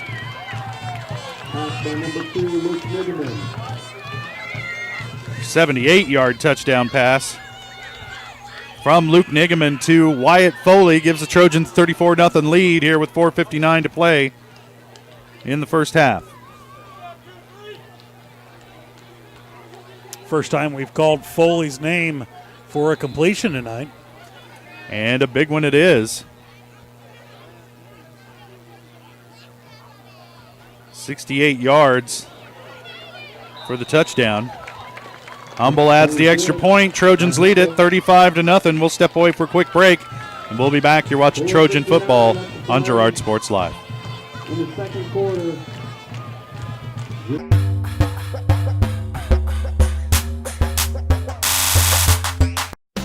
McClellan Sanitation is a proud supporter of the Girard Trojans. McClellan Sanitation is also proud to have been serving Girard and the surrounding area for decades. McClellan Sanitation offers residential, commercial, and roll-off services. As a locally owned and operated company, owners Dave and Caney McClellan and their employees are dedicated to providing the highest quality customer service. To learn more, call McClellan Sanitation at 620-724-8486. McClellan Sanitation wishes the Girard Trojans the best of luck this season.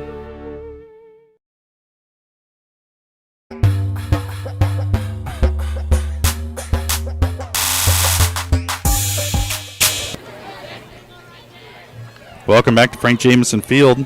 Trojans lead it 35-0 after a 68-yard touchdown pass from Luke Nigaman to Wyatt Foley. Blow this one wide open here with about 5 minutes to play here in the first half. Garrett Humble kicks it away. Fielded at about the 20-yard line, and cutting back near sides, Aiden Waltrip has a little bit of room and drugged down from behind by Bram Bourne. And they collided with Humble. He's had a rough day at the office out there. Quite a bit of contact today. Humble had him the whole way. He was zeroed in on him. Had him in the crosshair. Missile lock.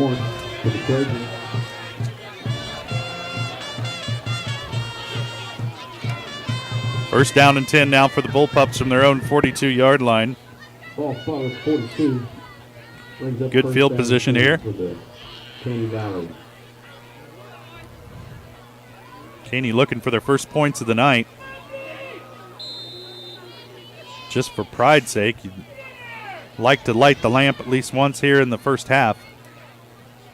That Trojan defense has been stout, both up front and in the defensive backfield tonight. Here's the wishbone again from Caney. The handoff goes to King off the left side, pushing forward. And he's going to have a pretty good carry there, gain of about 8 on first down. A tackle in there by Bohr and Ferguson. Ball's going to be spotted Brought down by number 42. at the 49. We'll call it a gain of 7. Second down and 3. And that's the kind of carry you want on first down out of your back, especially in that wishbone formation. You want 5 or 6 yards. They get it that time. Here coming the other direction, other side, as that's Baylor Thornton. And he'll be out close to a first down. Looks like he's going to have it to about the Trojan 48. It's the second first down the Bullpups have had. First one that's not the result of a penalty. Good point. Josh Bohr is good for a first down.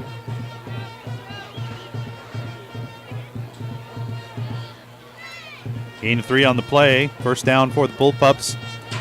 Clock runs under 4 minutes to play first half.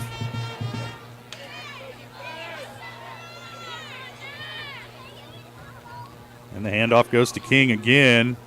And driven back and dropped in the backfield.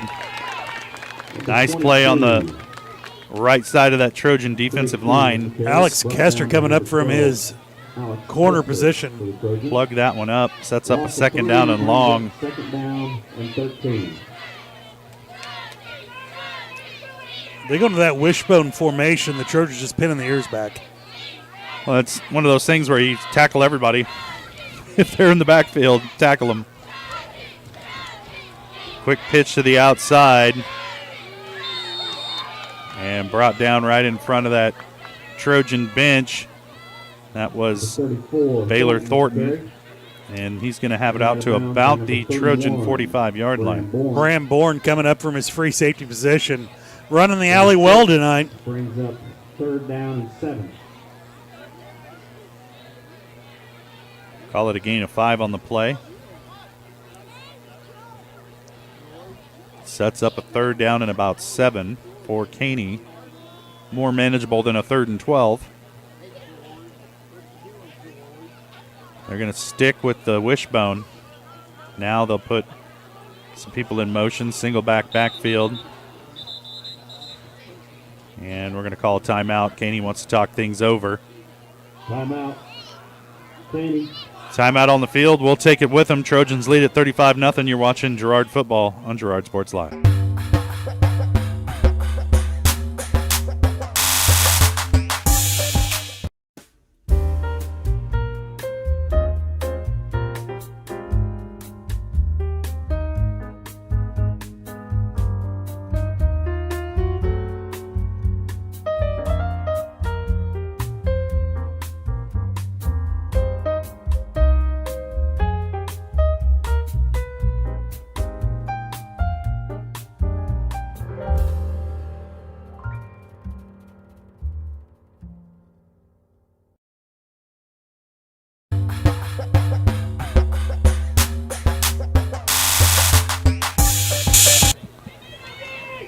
Third down and long here for the Caney Bullpups. Quick snap, pitch back to King, looking to pass, has a man, and a first down.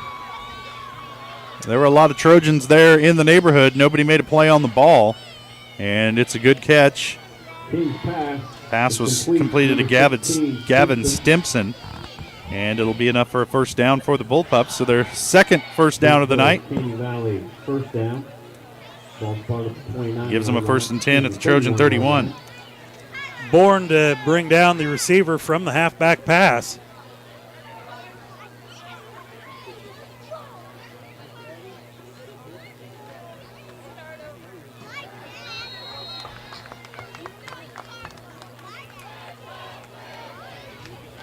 Gain of about 14 on the play. Quick carry that time. Sets up a 2nd down and 8 from about the Trojan 30. Bourne there from the inside linebacker position to make the tackle. Call it the Trojan 29, a gain of 2 on the play. Stay with the wishbone.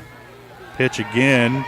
King, he was looking to throw it, hit in the backfield, driven out of bounds. Troike there to make the play that time, along with Josh Bohr. Trojans sniffed that one out. The halfback pass didn't go anywhere. And it'll set up a 3rd down and about 15 here for Caney. Go to the well once. Yep. Go to the well twice. Not a good deal. A loss of 6 on the play. Here comes that wishbone formation again. Now back to pass is Garrett Watson, and he gets it away. Incomplete. And it'll bring up 4th down and long, another punting situation. Well, I think they go for it here, Jess. I agree, Josh. What are they down, 28? 28. 35. I was doing math. I missed the score there. Yeah, there's been a lot of them. Ball rests at the 36. They need the 21 for the first down. And that's how I come up with 28 points. There you go. And they'll line up 4 wide again. The snap back to King, looking to pass. High. Overthrows his intended receiver. Griffin Jackson. Jackson Griffin. Even if they complete that pass, Josh, they're still 10 yards from the first down. Just not a team you can tell is not comfortable throwing the ball a lot or at all. And Trojans have put them in a lot of passing situations here tonight. In fact, this game has turned into a passing situation for Caney here as they find themselves down 35-0. Trojans trying to add to that lead here with 1:37 left. First half, Trojans have it 1st and 10 at their own 35-yard. Quick pitch to outside to Bo Harris trying to round the corner. Does across the 40-45, across midfield, penalty marker down, and it's in the neighborhood of a hold in the offensive backfield. And so it's probably going to negate a pretty good carry that time by Bo Harris and a first down. And it is a hold against the Trojans. back them up. Holding is the preliminary. And it looks like it's going to back them up to about, it's a spot foul, so they'll back them up to the 30. Holding against the Trojans. A loss of 5. Net on the penalty. 30-yard line brings up first down and 16. Minute 29 to play first half. Clock stopped on the penalty. 3 wide receivers here for the Trojans. Nigaman feeling pressure and almost picked off as Kester couldn't handle the pass behind him and almost gift wrapped it for the defender. But Jackson Griffin couldn't come up with it either. Falls innocently incomplete. Another flag down. Didn't see where they threw it. Another holding. I don't know. It didn't look like a lot of people got blocked on that play, much less held. Negaman had to get rid of it in a hurry. And they'll march this one off back to the Trojan 20-yard line. This one is a 10-yarder. And the Trojan offense is backed up 15 yards on 2 plays. I'm all for padding stats, but it's time to go forward. Padding those penalty yards. Just 2 wide in this set. Nigaman back to pass, pump fakes. Now he's going to let it fly long. Foley's down there. Pass is tipped and picked off. Interception that time by Jackson Griffin, and that is Negaman's first pick of the year that he's thrown. By number 20, Jackson Griffin for the Bullpups. And that's another instant of the ball just being tipped up in the air. That time the defender able to tip it, and Griffin able to come down with it. That's the 49-yard line. And the Bullpups are back in business on the Girard side of the field. 1:16 to play. Second quarter. Don't know that turnover is going to be a big difference maker in the game, but frustrating for that Trojan offense. As Foley had a couple steps on the defender, ball just a little underthrown. There's the low snap, pass on the way from King, incomplete, off the hands of his intended receiver, Aiden Waltrip. Waltrip had it hit him in the hands again, unable to haul it in. Waltrip falls incomplete. Brings up second down and 10.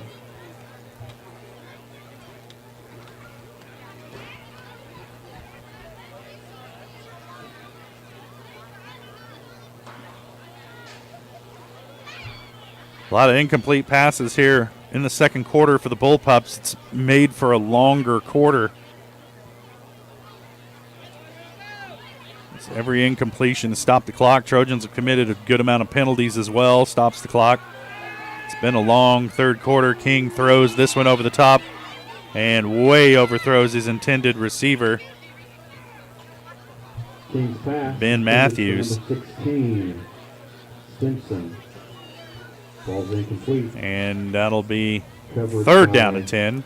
number 9, And another Dave incompletion Davenport. for Caney. Brings up third down and 10.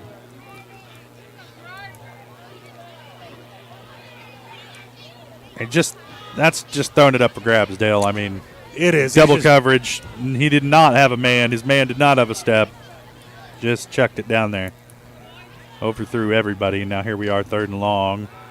King back to pass out of the gun. Rolls near side, being pressured by Troike. Throws it short at the feet of his intended receiver. Incomplete. Trying to get Gavin Simpson. And Girard crowd wants a hold. They're not going to get it. Brings up a fourth down and 10 anyway. Jess, what do you got here, bud? Halfback pass seems to be working the best for him. Because it worked once. Well,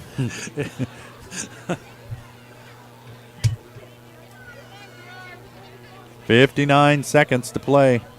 First half. We are microfiber toweled up now in this booth.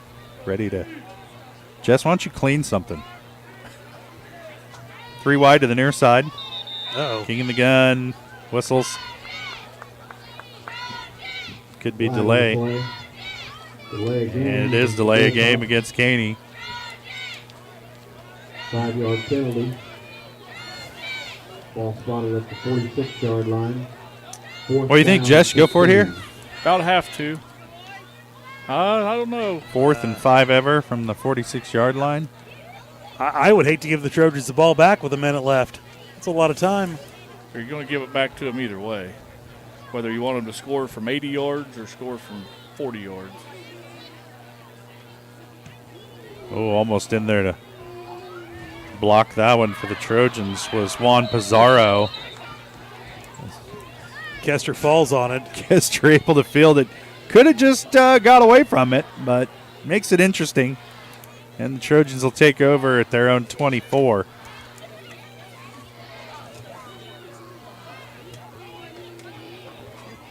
.53 seconds to play. First half, Trojans lead at 35-0. 24-yard line. Looking to remain undefeated. They will host the winner of the Prairie View Parsons game tonight. So if anybody knows the score on that one, please pass that along. We're interested. Trojans line them up pretty tight this time. The handoff goes to Merrill. Lots of room to run. Out across 30, 35, across the 40, cuts it back inside. And finally the peloton catches up to him at about the 47-yard line. And it'll be a first down for the Trojans from there. Merrill with the carry.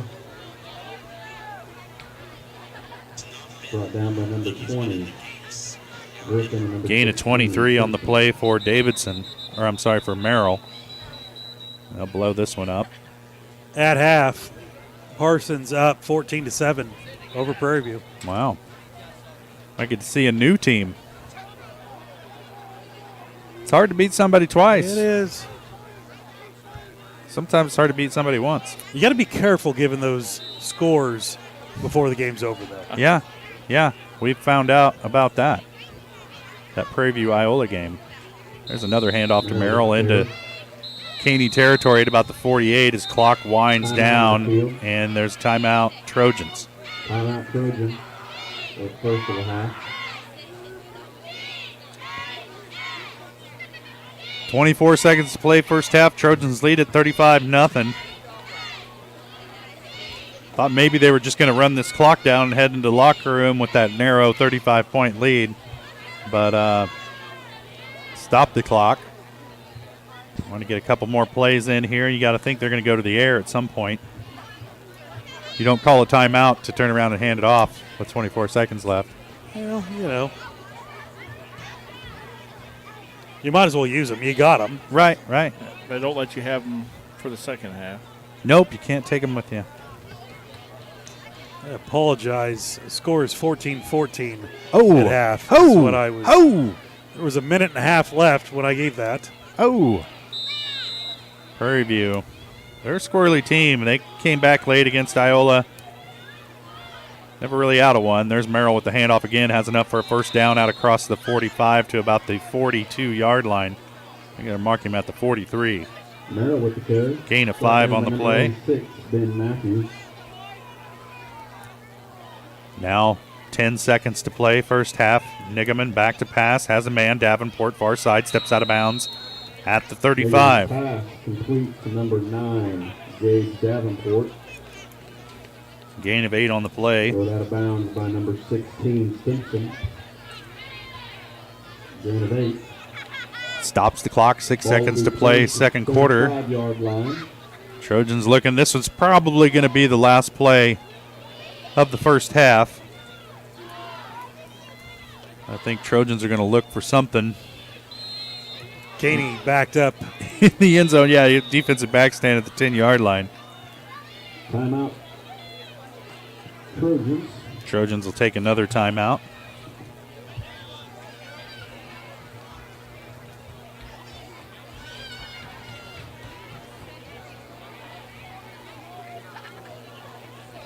Well, these seniors here for Girard trying to extend their season one more week.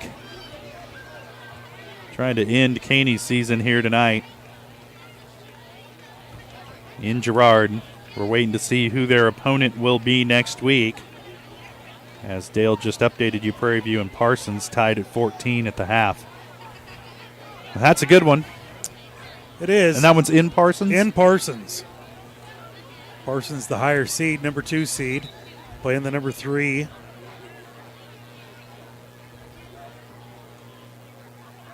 Parsons still have grandstands on only one side of the field. Only one side. Yeah. When you go to broadcast there, you get a scaffolding. Huh. Well, I'm glad we're playing them here. I am too. Could be final play of the first half here for the Trojans. Too wide. They'll put Davidson in motion near side. Here's the snap. Quick hitter to the outside of Wyatt Foley, looking for a block at the 25. Has it at the 20. 15-10. Pushed out of bounds. And that will do it for the first half. Trojans head to the locker room, leading 35-0. We'll step away for a quick break. And we will be back with the GN Bank halftime show. You're watching Trojan football on Girard Sports Live.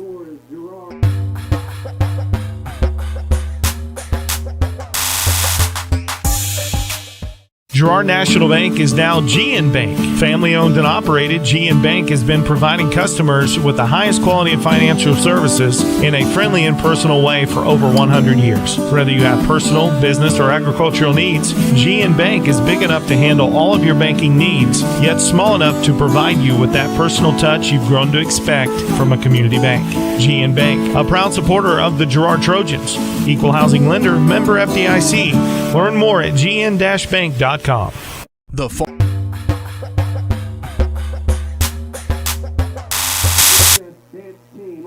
sophomore Haley Phillips, junior Hannah Warner. Welcome back to Frank Jameson Field, Girard, Kansas. We're at halftime of tonight's 3A Sub-State playoff matchup. Girard Trojans lead Caney Valley 35-0 at the break.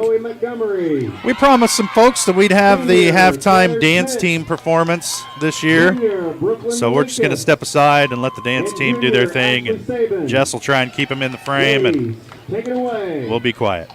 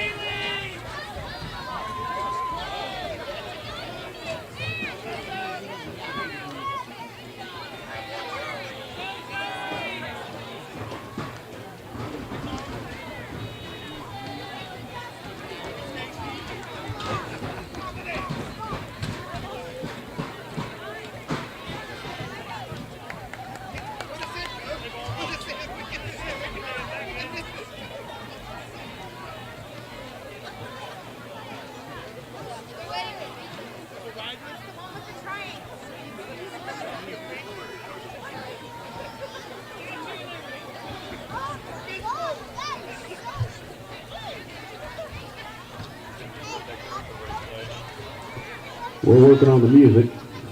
Get it up and running here shortly.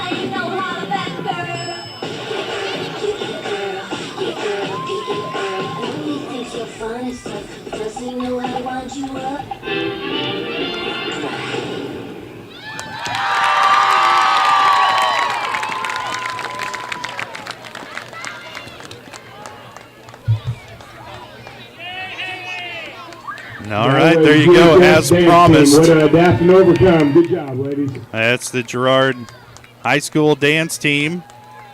We're going to step away for a quick break here on the GN Bank halftime show. We'll be back to talk over some of the stats from the first half, take a look towards the second half, maybe get some scores from around the area. You're watching the GN Bank halftime show on Girard Sports Live.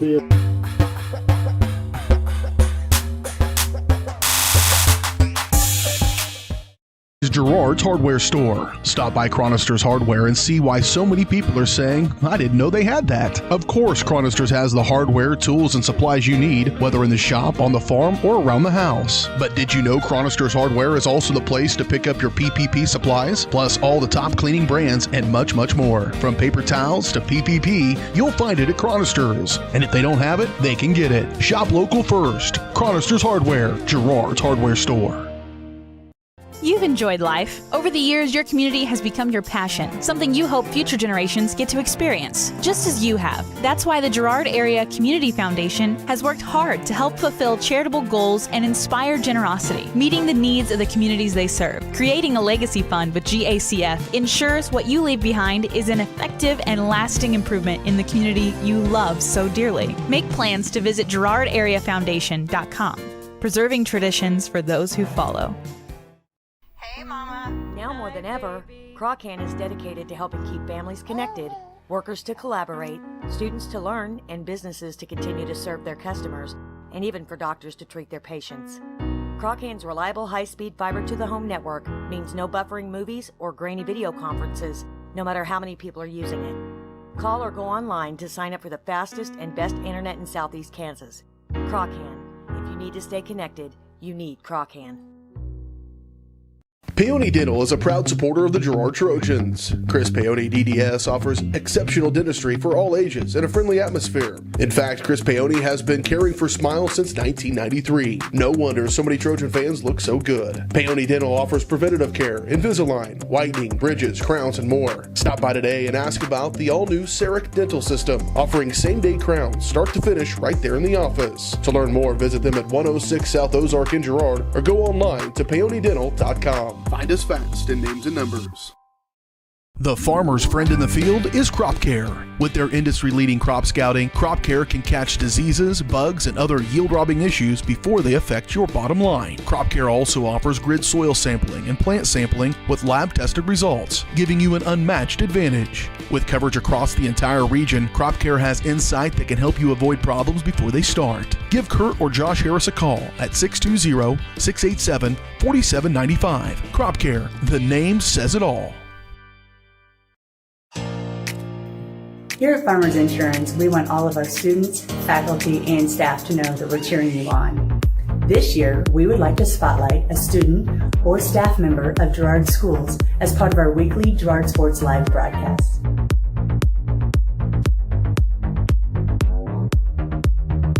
If you would like to nominate any student or staff member as part of our weekly spotlight, contact our office.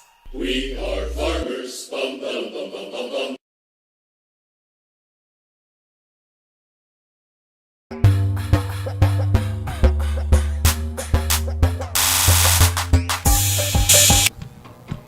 Welcome back out here to Frank Jameson Field. Girard Trojan Marching Band entertaining the crowd here at halftime. About 7 minutes away from kickoff of the second half. Trojans lead at 35-0.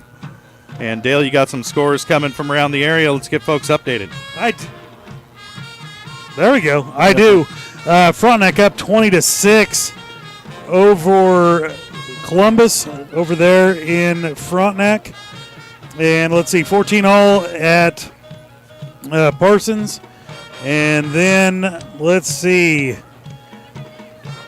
Chanute over Bonner Springs 28-0. Andover, Andell, the number one team in 3A, which everyone has their eyes on, up big 28-0 in their game. So not a whole lot close around. Fort Scott and Atchison tied up at 0. Somebody's got to win that one. All right, so some interesting games going on around the area tonight. Thanks for the update on that one, Dale. I think we'll step away for another quick break. We'll come back and take a look at some of the stats here from the first half. You're watching the GN Bank Halftime Show on Girard Sports Live.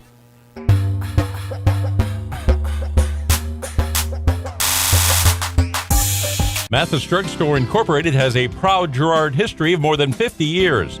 Glenn and Karen Mathis took over the store in 1983 from Glenn's father and have been providing outstanding customer care and service since.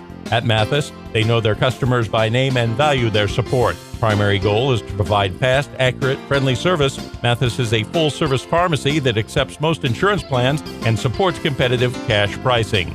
Mathis Drugstore, a proud supporter of Girard High School student-athletes. If you're in the market to buy or sell a house, land, or commercial space, look no further than Lehman Realty. Locally owned and operated, Jason Lehman and his staff are ready to meet the needs of every client.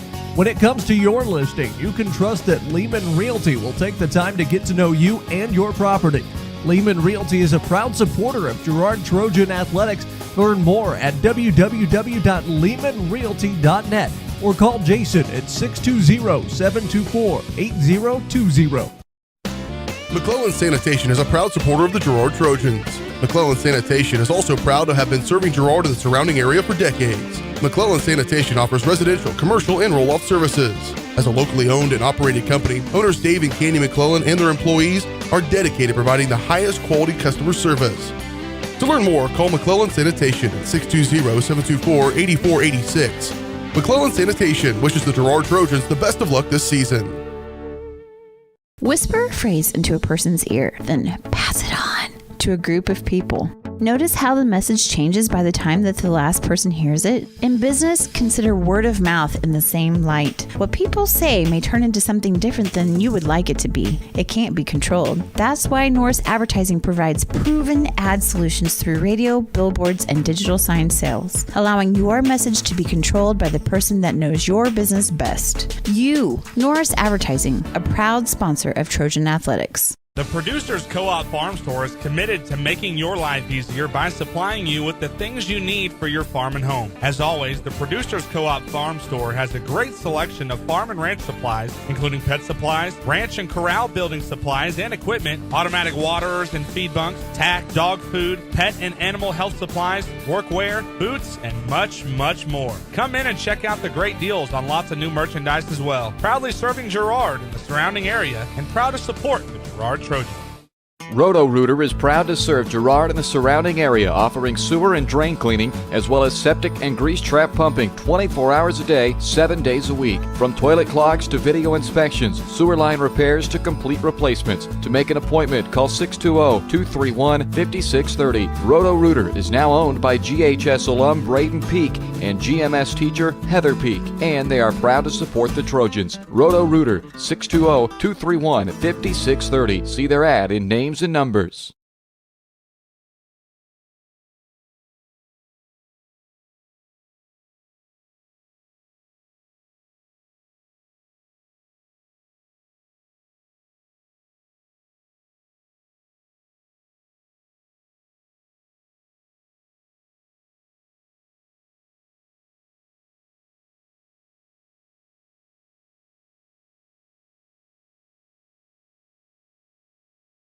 Chicken Annie's Girard is a proud supporter of Trojan Athletics. Chicken Annie's of Girard serves up the area's best fried chicken and a whole lot more. Check out their weekly specials like chicken and noodles on Wednesdays, Thursday nights kids nights, and Friday boneless wings. Oh, and don't forget about those delicious homemade pies. Stop in or enjoy their mouth-watering favorites at home with carry-out and catering available. Chicken Annie's Girard, continuing a Southeast Kansas tradition. Learn more at chickenanniesgirard.com or call 620-724-4090.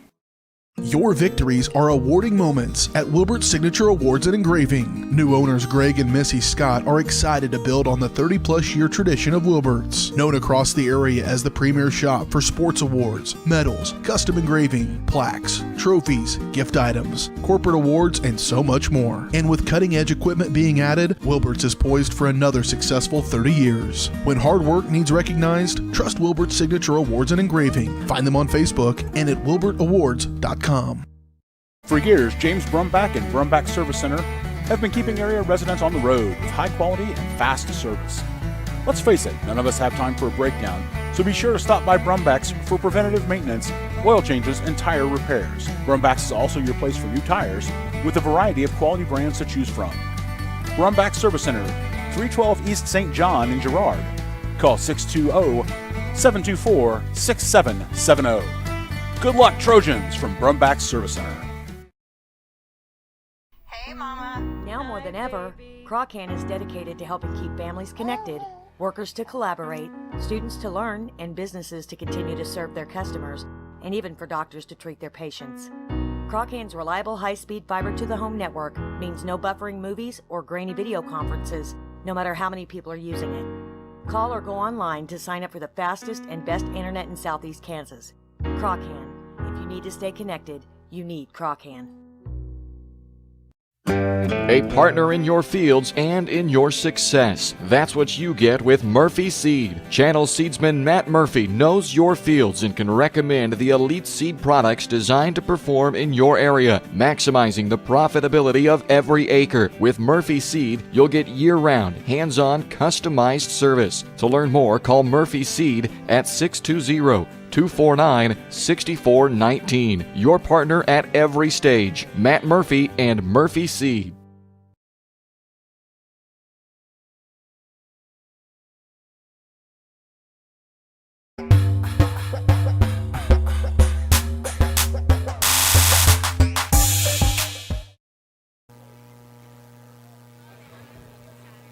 We're back out here at Frank Jameson Field, about 2 minutes to go till kickoff of the second half. We are about waist deep in the GN Bank halftime show, brought to you by GN Bank, where they've been providing customers with the highest quality financial services in a friendly and personal way for the past 100 years.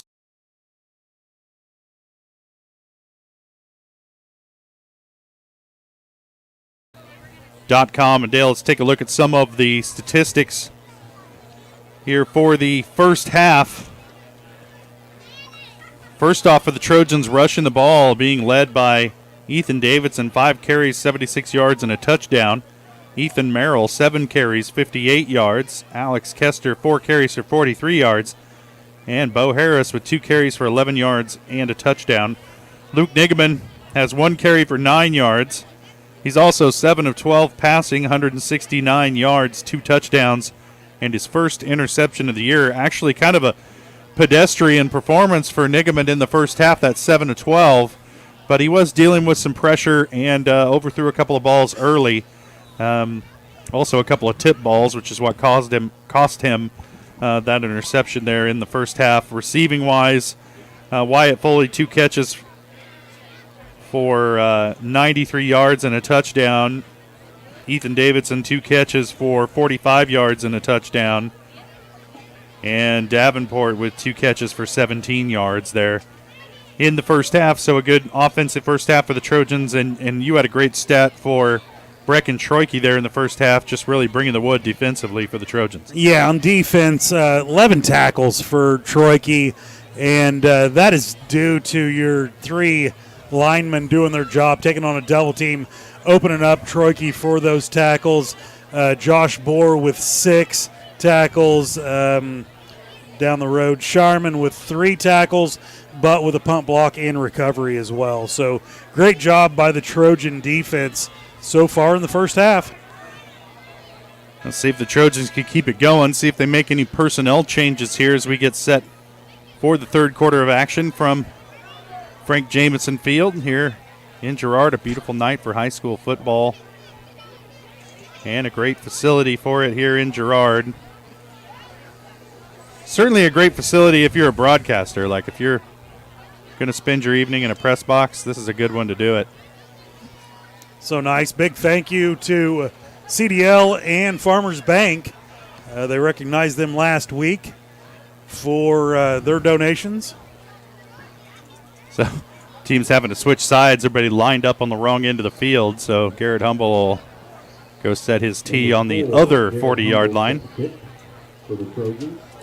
Looked awful familiar to how things started the first half. May just have to start over on that, Dale.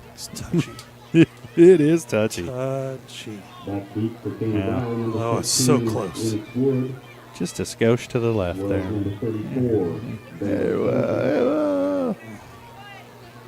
We'll work on that during the breaks, folks. We'll get that straightened out for you. Sure, there nobody breathe. Nobody breathe. Let me touch it one time. Do not touch the scorebug camera. All right. Oh, a little glimpse to see how the sausage is made there, folks. It ain't pretty. Humble set to kick this one off, and we're underway here in the second half. Trojans on top 35-0. See if Caney can cut them up with something here on their first possession of the second half as the return man, Lennox Wood, was cut down at about the 26-yard line. We'll see where they spot it. I think the 26 is where they're going to start this drive. Wood returns the ball out. Brought down by number 3, Bo Harris. Looks like Bo Harris and Norse in there on the tackle. Harris has had a couple of good tackles on the kick coverage tonight for the Trojans to go along with his 2 carries and a touchdown.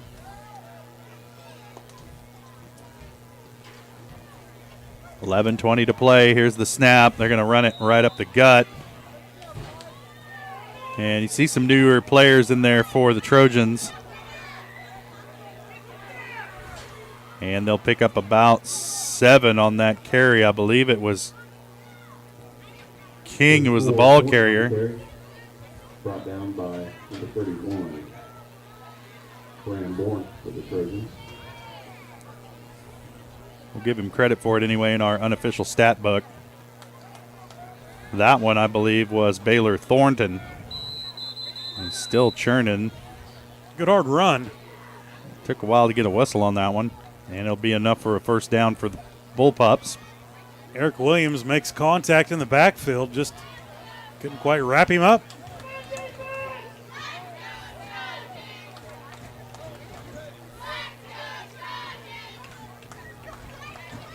Carry's good enough for a first down.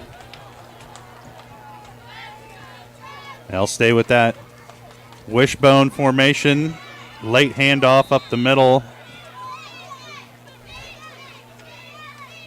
Believe that was King. Nope, they're going to call Baylor Thornton's number.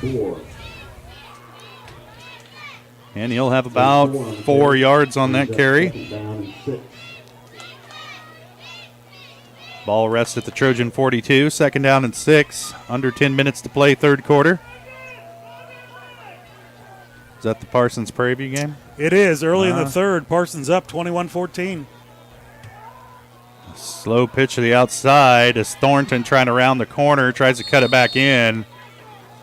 Probably would have been wiser just to run that one out of bounds. Thornton on the carry. Tackled by Gets hit for his effort, but it looks like he'll have enough forward progress to get the first down. Bourne to make the tackle for the Trojans. Bring it out to about the 47. That'll be a yard short. They need the 48 for a first down. They're just across the 47-yard line, so less than a yard here to pick up the first down for Caney. And they'll get it here as Thornton carries it across midfield to about the 49. Gain of 3 on the play. First down for the Bullpups. They've strung together a couple of first downs to start this drive here in the second half. Ball follows 50-yard line, first and 10. Stay in the double tight wishbone.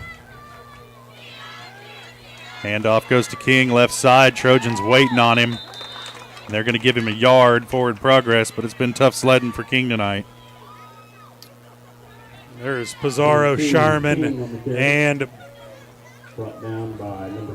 48, Christian Taylor. Call it a gain of 2. Sets up a second down and 8. Gain 1 brings up second down and 9. Hand off to the fullback right up the middle.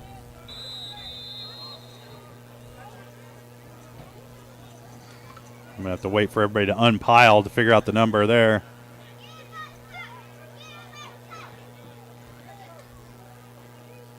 Hike in there at middle linebacker in there for Troike. Start the second half.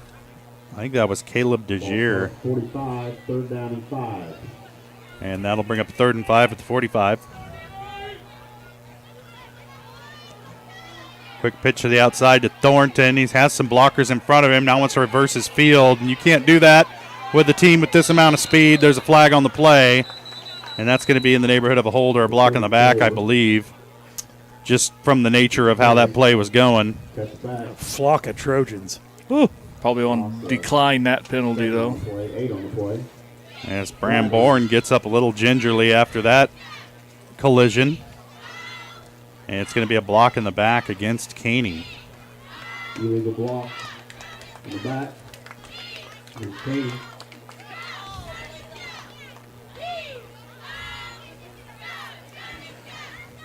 So that penalty will back the Bullpups up.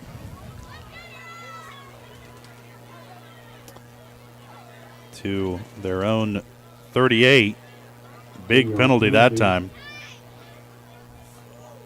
The races, well, they were going to lose yards on the run anyway, but it just kind of tacks on to that. Sets up a 3rd and very long at the 38.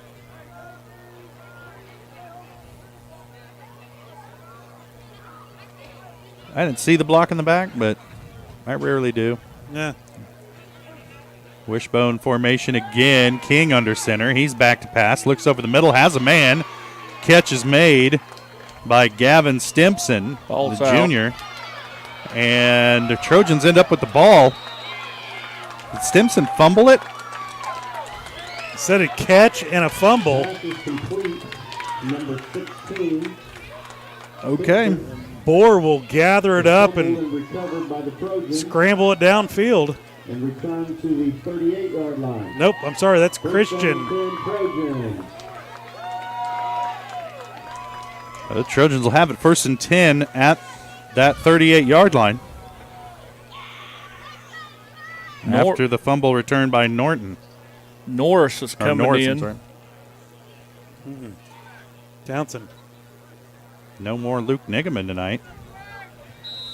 That's We'll Townsend. see Jake Towner into the game. 5'10", 150 pounds, sophomore. Going to take over on this series for the Trojans. Bohr at tailback. 4:54 to play here in the 3rd quarter. Bohr will get the handoff, working right side, piled up, and goes down in a crowd.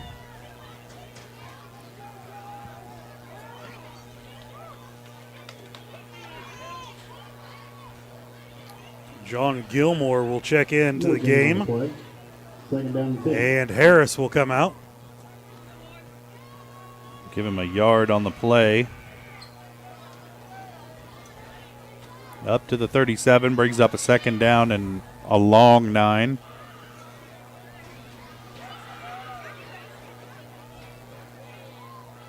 There's the snap. Now back looking to pass. Has it to the near side. Foley dropped it. Hit him right in the breadbasket. And that's one of those things you're trying to make a move before you catch the ball. Foley was trying to make a man miss and just didn't secure the catch. Falls incomplete. Brings up 3rd down and 10. Now the Trojans looking at a 3rd and 10 from the 37, 38. I was really generous when I gave Bohr a yard on that carry.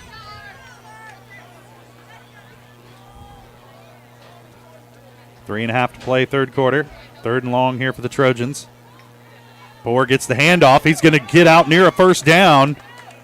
A little quick hitter up there on the inside by Bohr. And he'll have it up to the 32, and that'll be enough to move the chains. Brings up a 1st down. Parsons up 28-14 there in the 3rd quarter.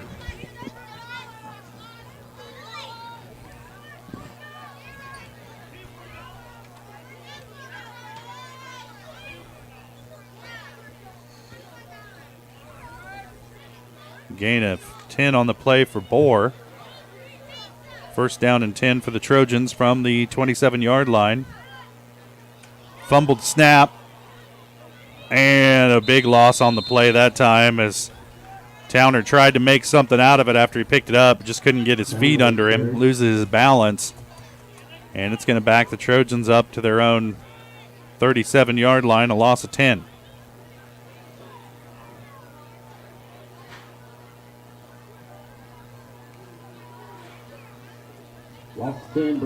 So that loses all the yardage that Bohr just picked up on that third down run. Sets the Trojans up in second and very long here. You don't have to get it all in one pass here. No, you don't. This could be 4-down territory, Jess. As we roll under 2 minutes to play here in the third quarter, Trojans just grinding out some clock here. They hand it back off to Bohr. Changes direction in the backfield, and he'll pick up about 4 yards on the carry. Brought down by number 73, Colton Gilman. Bring it up to about the 33.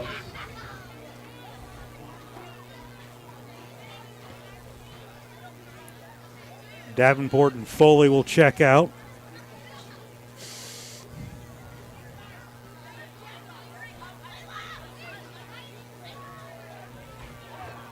Trojans working some reserves into the game.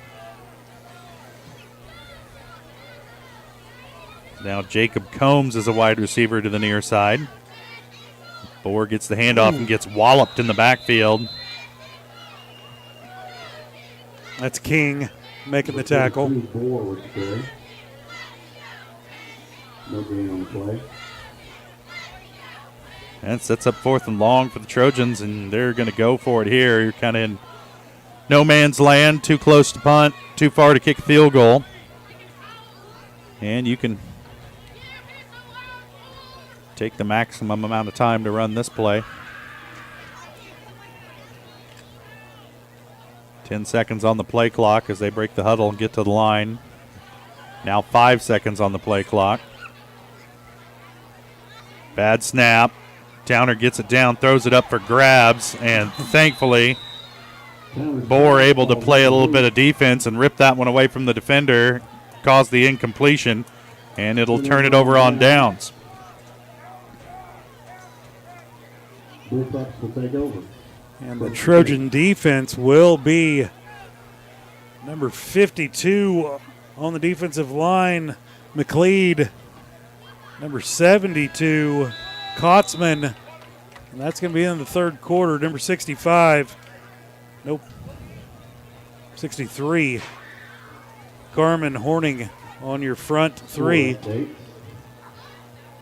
So that'll end the third quarter. Trojans lead at 35-0. We'll step away for a 1-minute break, and we'll be back. You're watching Trojan football on Girard Sports Live. Girard National Bank is now GN Bank. Family owned and operated, GN Bank has been providing customers with the highest quality of financial services in a friendly and personal way for over 100 years. Whether you have personal, business, or agricultural needs, GN Bank is big enough to handle all of your banking needs, yet small enough to provide you with that personal touch you've grown to expect from a community bank. GN Bank, a proud supporter of the Girard Trojans. Equal housing lender, member FDIC. Learn more at gn-bank.com.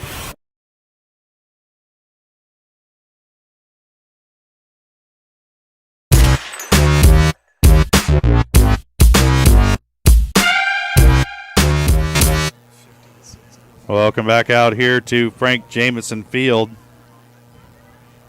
Trojans all over the Caney Bullpups here in the first round of Kansas Class 3A Sub-State.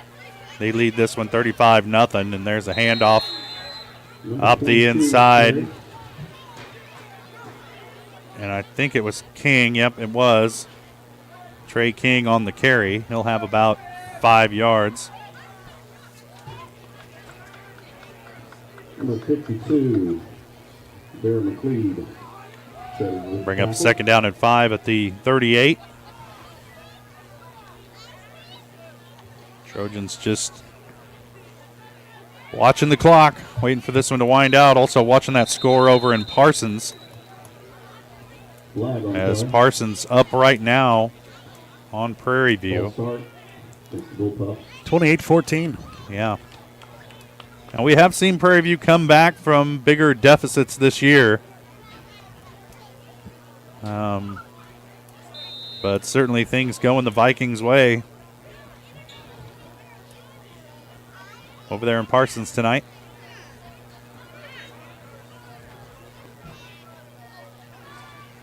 We'll stay with the wishbone look. And there's a handoff to Baylor Thornton. And he'll have about 3 or 4 yards on that carry. Norse with the tackle for the Trojans. And they gave him a good spot, about 5 yards on the carry. Brought down by number 6. Brought down by 16, Trevor Amerset.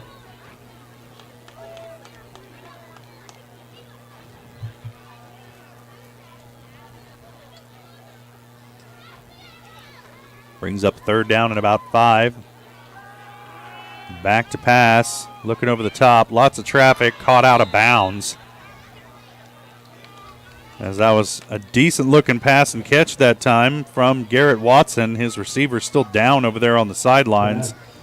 And they're going to have a trainer come over there and take a look at him. I believe that's Aiden Waltrip over there. Number 9, senior wideout. He's been targeted several times tonight. Might have some cramping. Yeah, possibly. Looks like what they're working out over there. I'm no doctor. That looks like a calf cramp to me. Watson, honestly, we haven't seen him throw the ball very many times tonight because it's usually been King when they've gone to that shotgun 4 wide. They've brought King in and let him throw the ball around. Watson, the quarterback, out of the wishbone look that they do.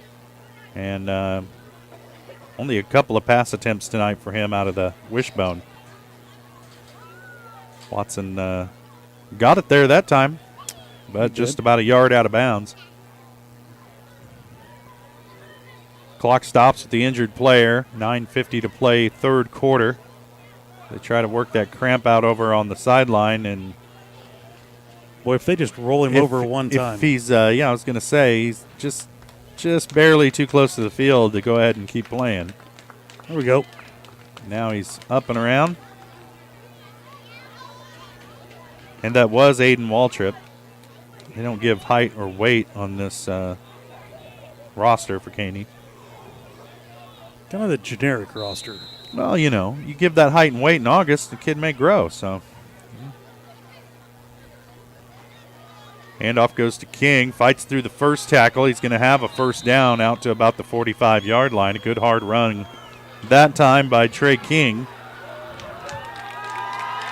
In comes number 75, Zach Benzo. And Kotzman will come out for the Trojans.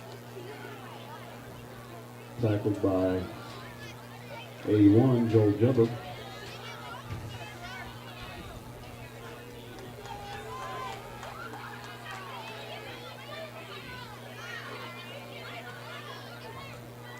And caught in the backfield and brought down as King. A nice play that time 52. For the Trojans by Daryl McLeod. McLeod, yeah. Nicely done by Daryl. Just busted right through the line there and able to get his arms around the waist of King and bring him down. And that play just kind of took a pause in the middle of it, seemed like, and it allowed McLeod and other Trojan defenders to get in there and break that one up. Loss of 1 on the play. Sets up a 2nd down and long. Here's the quick toss to the outside. That's Thornton, and he'll be across midfield to about the 49 before he's finally brought down. Nice job there by some of the Trojan backups. Call it a gain of 7 on the play. Sets up about a 3rd and 4. 3rd down 4. 8.5 to go in the ball game. A lot of reserves working their way into the game right now for Girard. And Thornton again with the carry out across the 45 down to about the 40, and he'll have enough for another Caney 1st down. Aaron DeBrava coming in. Thornton with the carry. Brought down by 16. Gain of 10 on the play for Thornton. Caney moving the ball more effectively here in the 4th quarter as Girard brings some subs into the game. Trojans have been in the driver's seat since halftime. They had a 35-0 halftime lead. And that's where we sit right now. King with the carry, dragging people with him inside the 30 to about the 27.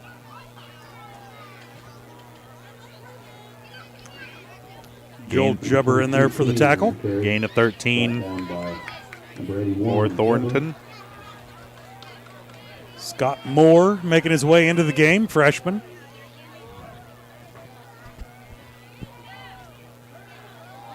Now here's Thornton again. Several Trojans meet him right at the line. He'll have a gain of about 2 on the play. They're going to mark him down at about the 25. 34, Thornton with the carry. Well, they're making progress offensively against these reserves for the Trojans, but they're not exactly blowing the doors off of anything. No. And this clock just continues to run as we're under 6:50 to play now. Watson under center. Handoff going to go. I think that was Thornton.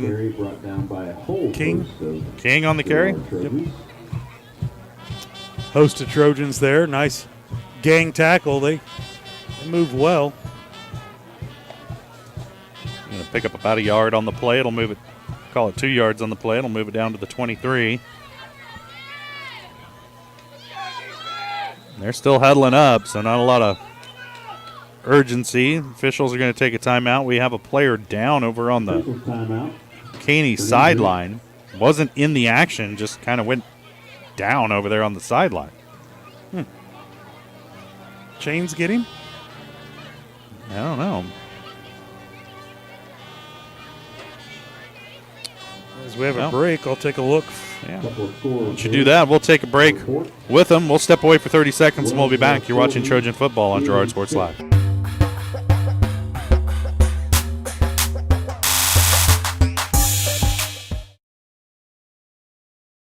Mathis Drug Store Incorporated has a proud Girard history of more than 50 years. Glenn and Karen Mathis took over the store in 1983 from Glenn's father and have been providing outstanding customer care and service since. At Mathis, they know their customers by name and value their support. Primary goal is to provide fast, accurate, friendly service. Mathis is a full-service pharmacy that accepts most insurance plans and supports competitive cash pricing. Mathis Drug Store, a proud supporter of Girard High School student-athletes.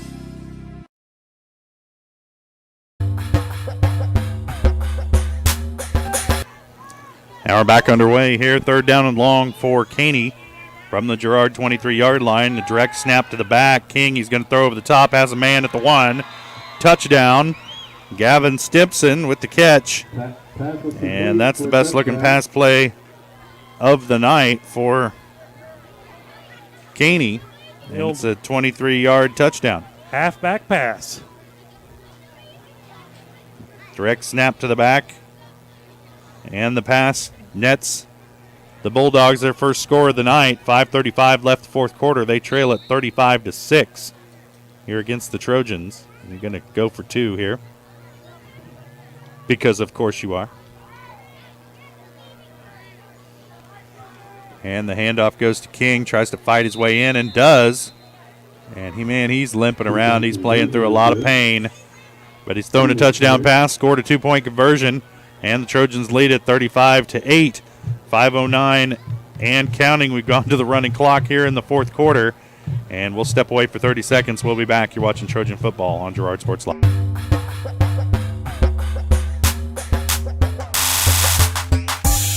Producers Co-op Farm Store is committed to making your life easier by supplying you with the things you need for your farm and home. As always, the Producers Co-op Farm Store has a great selection of farm and ranch supplies, including pet supplies, ranch and corral building supplies and equipment, automatic waterers and feed bunks, tack, dog food, pet and animal health supplies, workwear, boots, and much, much more. Come in and check out the great deals on lots of new merchandise as well. Proudly serving Girard and the surrounding area, and proud to support the Girard Trojans.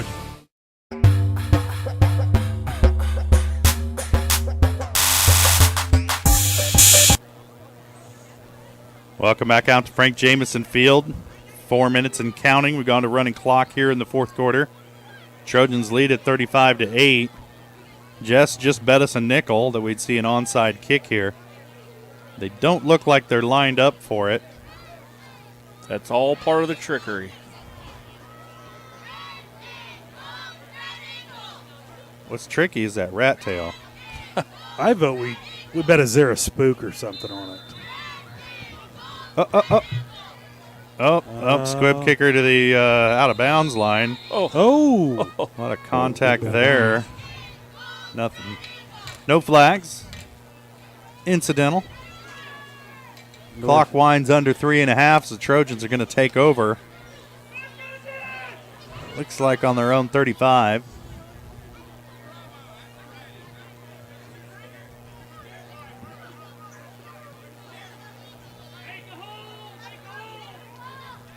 Trojans lead at 35-8. Winner goes on to play the winner of the of the Parsons Prairie View game, which currently is a 28-20 ball game in favor of Parsons right now.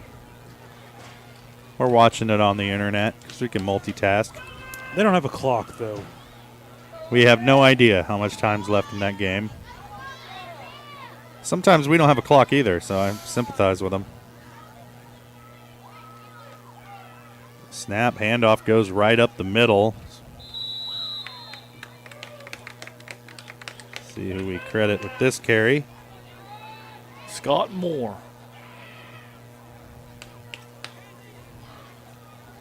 Okay. Number 40, Scott Moore, 6'2", 205-pound freshman.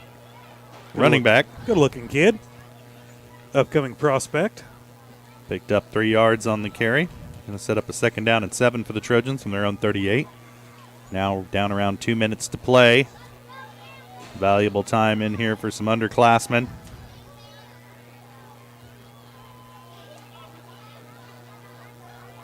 And he'll get the handoff again up the middle, across the 45 to the 46-yard line. And he'll have enough yardage for a 1st down. Gain 7.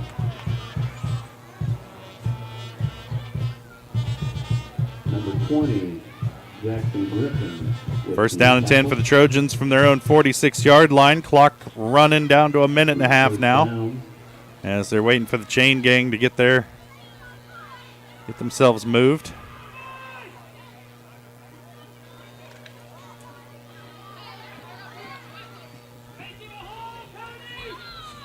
Towner in at quarterback in the pistol. Here's the snap. He'll hand it off again to Moore. Out across midfield to about the 48. Another nice hard run. Gain of 6. Number 56, Katie Dressel. He's going to have a decent yards per carry average here. 2nd down and 4 for the Trojans. Now under a minute to play. It's the Trojans taking all the time they can to get this play in. They're going to have to run a couple more.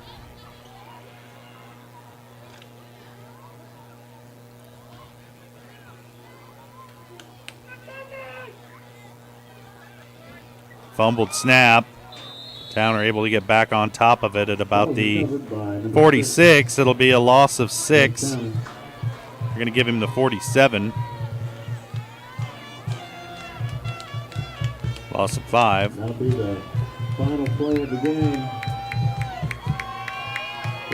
And that's going to do it. Girard Trojans come out on top tonight, 35-8. They move to 9-0 on the season, and they await the winner of the Parsons Prairie View game. We'll keep an eye on that as we move forward. But here in Girard, this one's in the books. Trojans are going to advance to the 2nd round of the Class 3A Sub-State Playoffs as they defeat Caney Valley here tonight, 35-8. We'll step away for a quick break, and then we'll be back with the Leah Smith Farmers Insurance post-game show. That's all coming up right here on Girard Sports Live.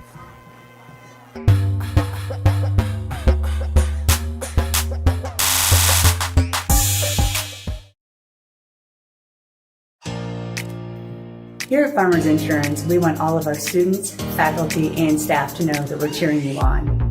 This year, we would like to spotlight a student or staff member of Girard Schools as part of our weekly Girard Sports Live broadcast.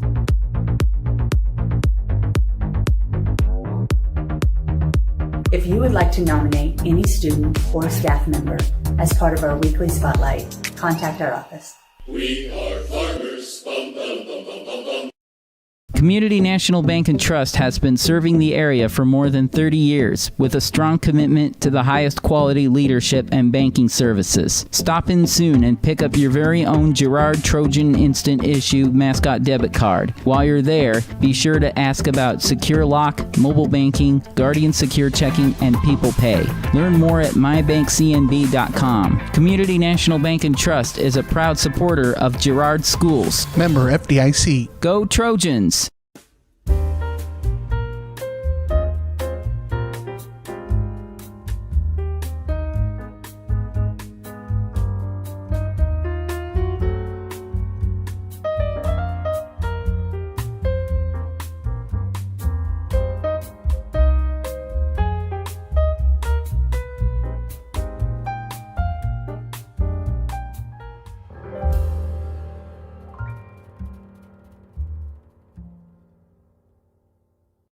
Farm Bureau is proud to support Girard High School student athletes. At Farm Bureau Financial Services, their number one goal is to make insurance simple. Agents Judge Sasho, Lori Johnson, and Lisa Sasho take pride in educating their clients and members. There's a lot of information out there, and at Farm Bureau, they can explain it in a way that relates to you, so you can apply it to your life, family, farm, and future. To learn more, contact Judd, Lori, and Lisa at 620-724-4213. Go Trojans!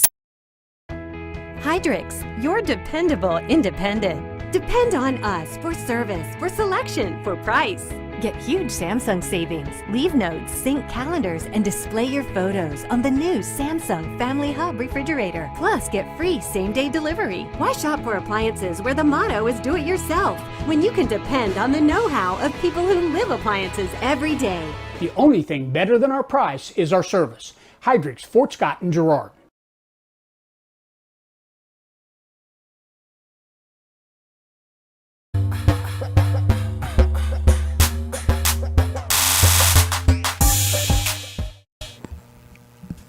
Welcome back out here to Frank Jameson Field. Girard Trojans come out on top tonight, 35-8 over the Caney Valley Bullpups in a game that Trojans led 35-0 at the half. Brought in a lot of reserves, kind of took their foot off the gas in the second half, and Caney able to work against some of those reserves in a very methodical drive down the field to pick up their only score of the night on a halfback pass, converted on the two-point conversion. Those are the only points scored in the second half. Let's take a look at some of the stats from tonight's game. Trojans led in rushing by Ethan Davidson, 5 carries for 76 yards and a touchdown. Ethan Merrill, 7 carries, 58 yards. Alex Kester, 4 carries, 43 yards. Bo Harris, 2 carries for 11 yards and a touchdown. And Jaden Norris, 1 carry for 6 yards and a touchdown. Then in the second half, as they brought in some reserves, Josh Bohr, 4 carries, 15 yards. Scott Moore, 3 carries for 16 yards. So some offensive production there by some of those backup running backs in the second half. Luke Niggeman did not play in the second half. Finished the game 7 of 12, 169 yards passing. 2 touchdowns, 1 pick. Also had a 9-yard carry in the first half as well. Wyatt Foley, 2 catches, 94 yards and a touchdown. Ethan Davidson, 2 catches, 55 yards. And Davenport, 2 catches, 17 yards. No completions in the second half for the Trojans, but didn't need them. That 35-0 margin at the break, enough to carry them over the finish line. And Dale, this was just a game that the Trojans, you knew coming in that they should win it, and they took care of business exactly the way that we described in the keys to the game. Came out early, took control of the game, took Caney Valley out of the offense they wanted to be in, forced them to do some things that they didn't want to do, and they come out tonight on top. You know, and that's something in the second quarter when the wishbone wasn't working and they went to that Wildcat formation with King as the quarterback, and they went to trips and just took them out of their game plan. I think they wanted to run it right down the middle, but the Trojans able to stop them up front, and they stuck with that three-man front and did a great job tonight. Trojans ended up playing well and come out victorious. So we're waiting on Coach Philpott come up here and have a word with us. He's talking with some other media down on the field, making his way up here right now as we speak. So we'll take another break. When we come back, we'll talk to him about tonight's game and about next week's matchup. We're keeping an eye on that Parsons and Prairie View game. What's the score right now, Dale? Still 28-20? 28-20, and Prairie View is driving here in the fourth quarter. So we'll keep an eye on it. And never count them out of one. So we'll take a quick break. We'll come back and talk to Coach Philpott. You're watching the Leah Smith Agency post-game show brought to you by Leah Smith Agency Farmers Insurance. Leah has over 10 years of industry experience in both Kansas and Missouri. Let Leah and her staff find the right coverage for your personal or business needs. To learn more, call 620-670-4590. Proudly serving our community and cheering on the Trojans. We'll step away for 2 minutes and we'll be back. You're watching Trojan football on Girard Sports Live.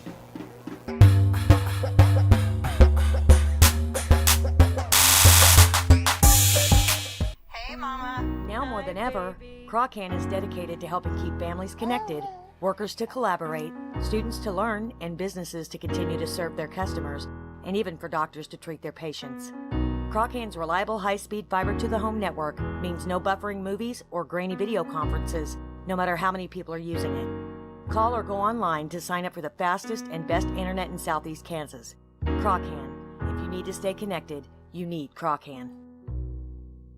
Do you have a construction project that just needs that custom touch? Are you looking for a contractor who can get it all done? Roof to floors and everywhere in between? Then call Dustin Sneed at DS Construction. With more than 20 years of industry experience, DS Construction specializes in new construction, roofing, renovations, and more. There's no job too big or small. For a free estimate, call DS Construction at 620-724-0209. That's 620-724-0209.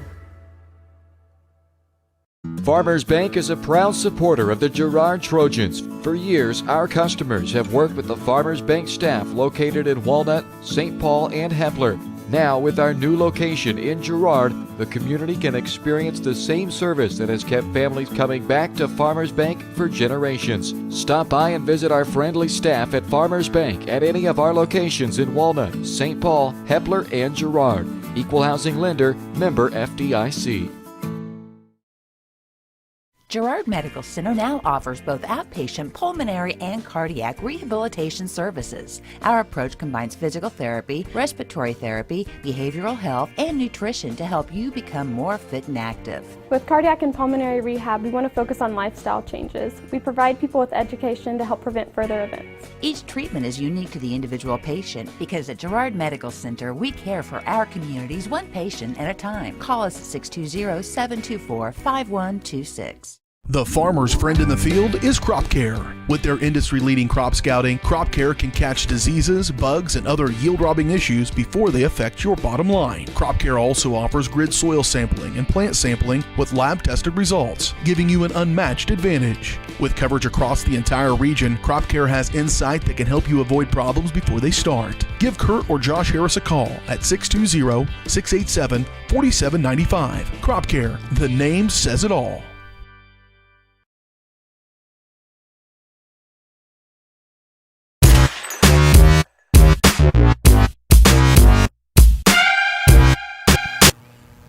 Welcome back out here to Frank Jameson Field. Trojans come out on top tonight, 35-8 over the Caney Valley Bullpups. And right now, we're joined by head coach Neil Philpott. The post-game coach interviews brought to you by Community National Bank and Trust, serving the area for 30 years. Stop in soon to pick up your very own Girard Trojan Instant Issue Mascot Debit Card.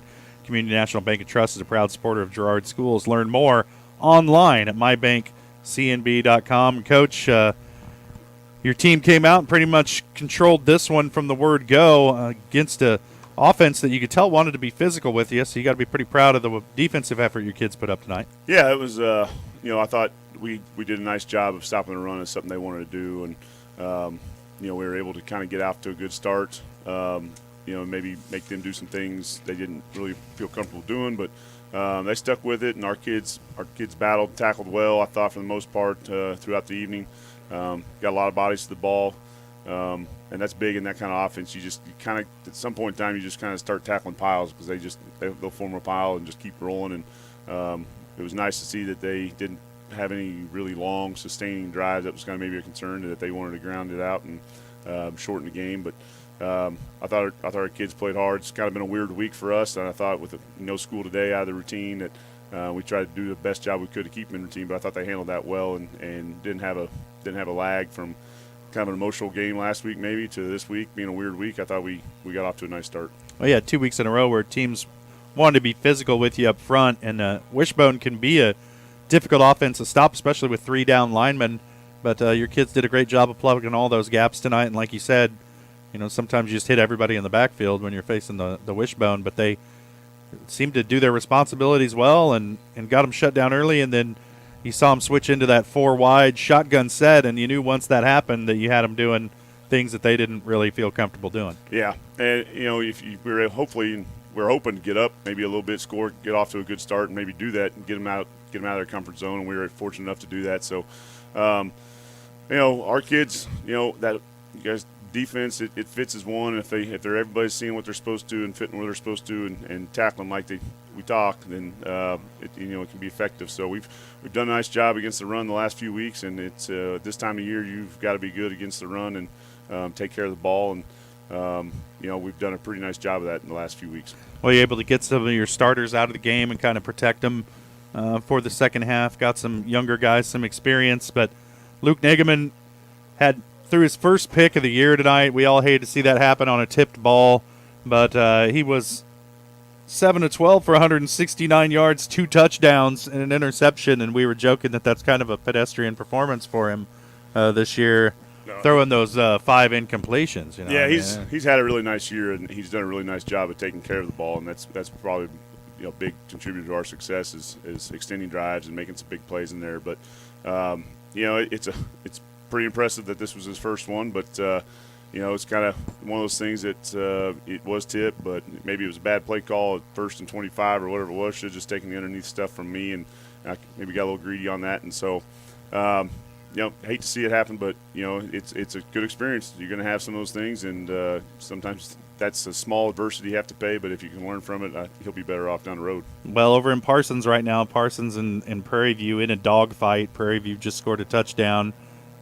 Didn't see if they converted that 2-point conversion or not. They did not. It's 28-26 with less than a minute to go in the game. Either way, Coach, West comes east the first round this year. So that's us. Yeah, we can host again, and it's those are always weird. You'd think the higher seed would host a little bit, anyways. But it's nice to have a home playoff game. Like I said, it's right now you're not going to find a bad team that you're playing against at this point in time in the season, and we're going to have to prepare for whoever we get, and we'll figure out that for sure here in a little bit. But they'll both be nice, good competitive teams. I know Parsons has had a really nice year for them, and seen some film on them actually throughout the course of the year, and they've got some kids that can scare you a little bit. We know kind of what Prairie View is, and if they're healthy, they're a dangerous team too. So our kids got to understand that we survive in advance, win one, or go home, and we need to do what we have to do each week to be 1-0 like we've been talking for the last 9 weeks. So nothing really changes as far as how we prepare, but the importance of doing the little things against good teams probably goes up a little bit. But we've tried to strive for playing our best game, and I don't think we have yet. So it gives us something to kind of be hungry and come back and try to do. All right, Coach, we'll let you off the hook tonight and let you go celebrate this one. That's head coach Neil Philpott of the Girard Trojans. They're victorious tonight over the Caney Valley Bullpups, 35-8. They move to 9-0 on the season, and they will host looking like Parsons at this point. Don't want to call it too early, but they do have a narrow 2-point lead over Prairie View here with under a minute left to play in the game. Dale's watching that one right now as we go, but that's the game most Trojan fans care most about other than this one right here. But this one's in the books. Gentlemen, anything to add? Dale? I think Jess? just a good you win. You don't even have a headset on. Jess is done. He's done. Yep. He's 4th down out. That's right. Yep, he's done.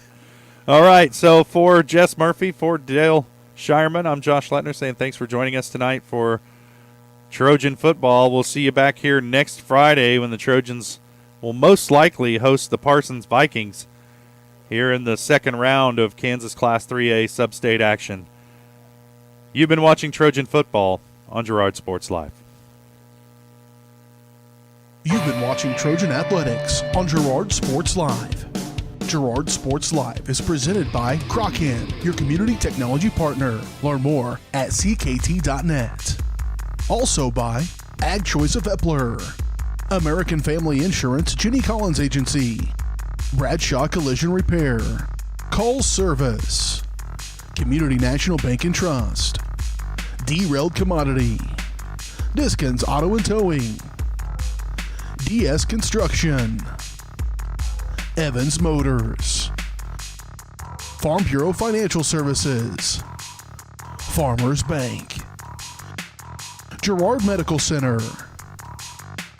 Hydrix Appliance, The Jagged Edge, GN Bank, Larrett Ceramics, Leah Smith Agency Farmers Insurance, Lehman Realty, Mathis Drug, McClellan Sanitation, Norris Advertising, Producers Cooperative Association, and Roto-Rooter. Thanks for watching, and don't miss us next time right here on Girard Sports Live.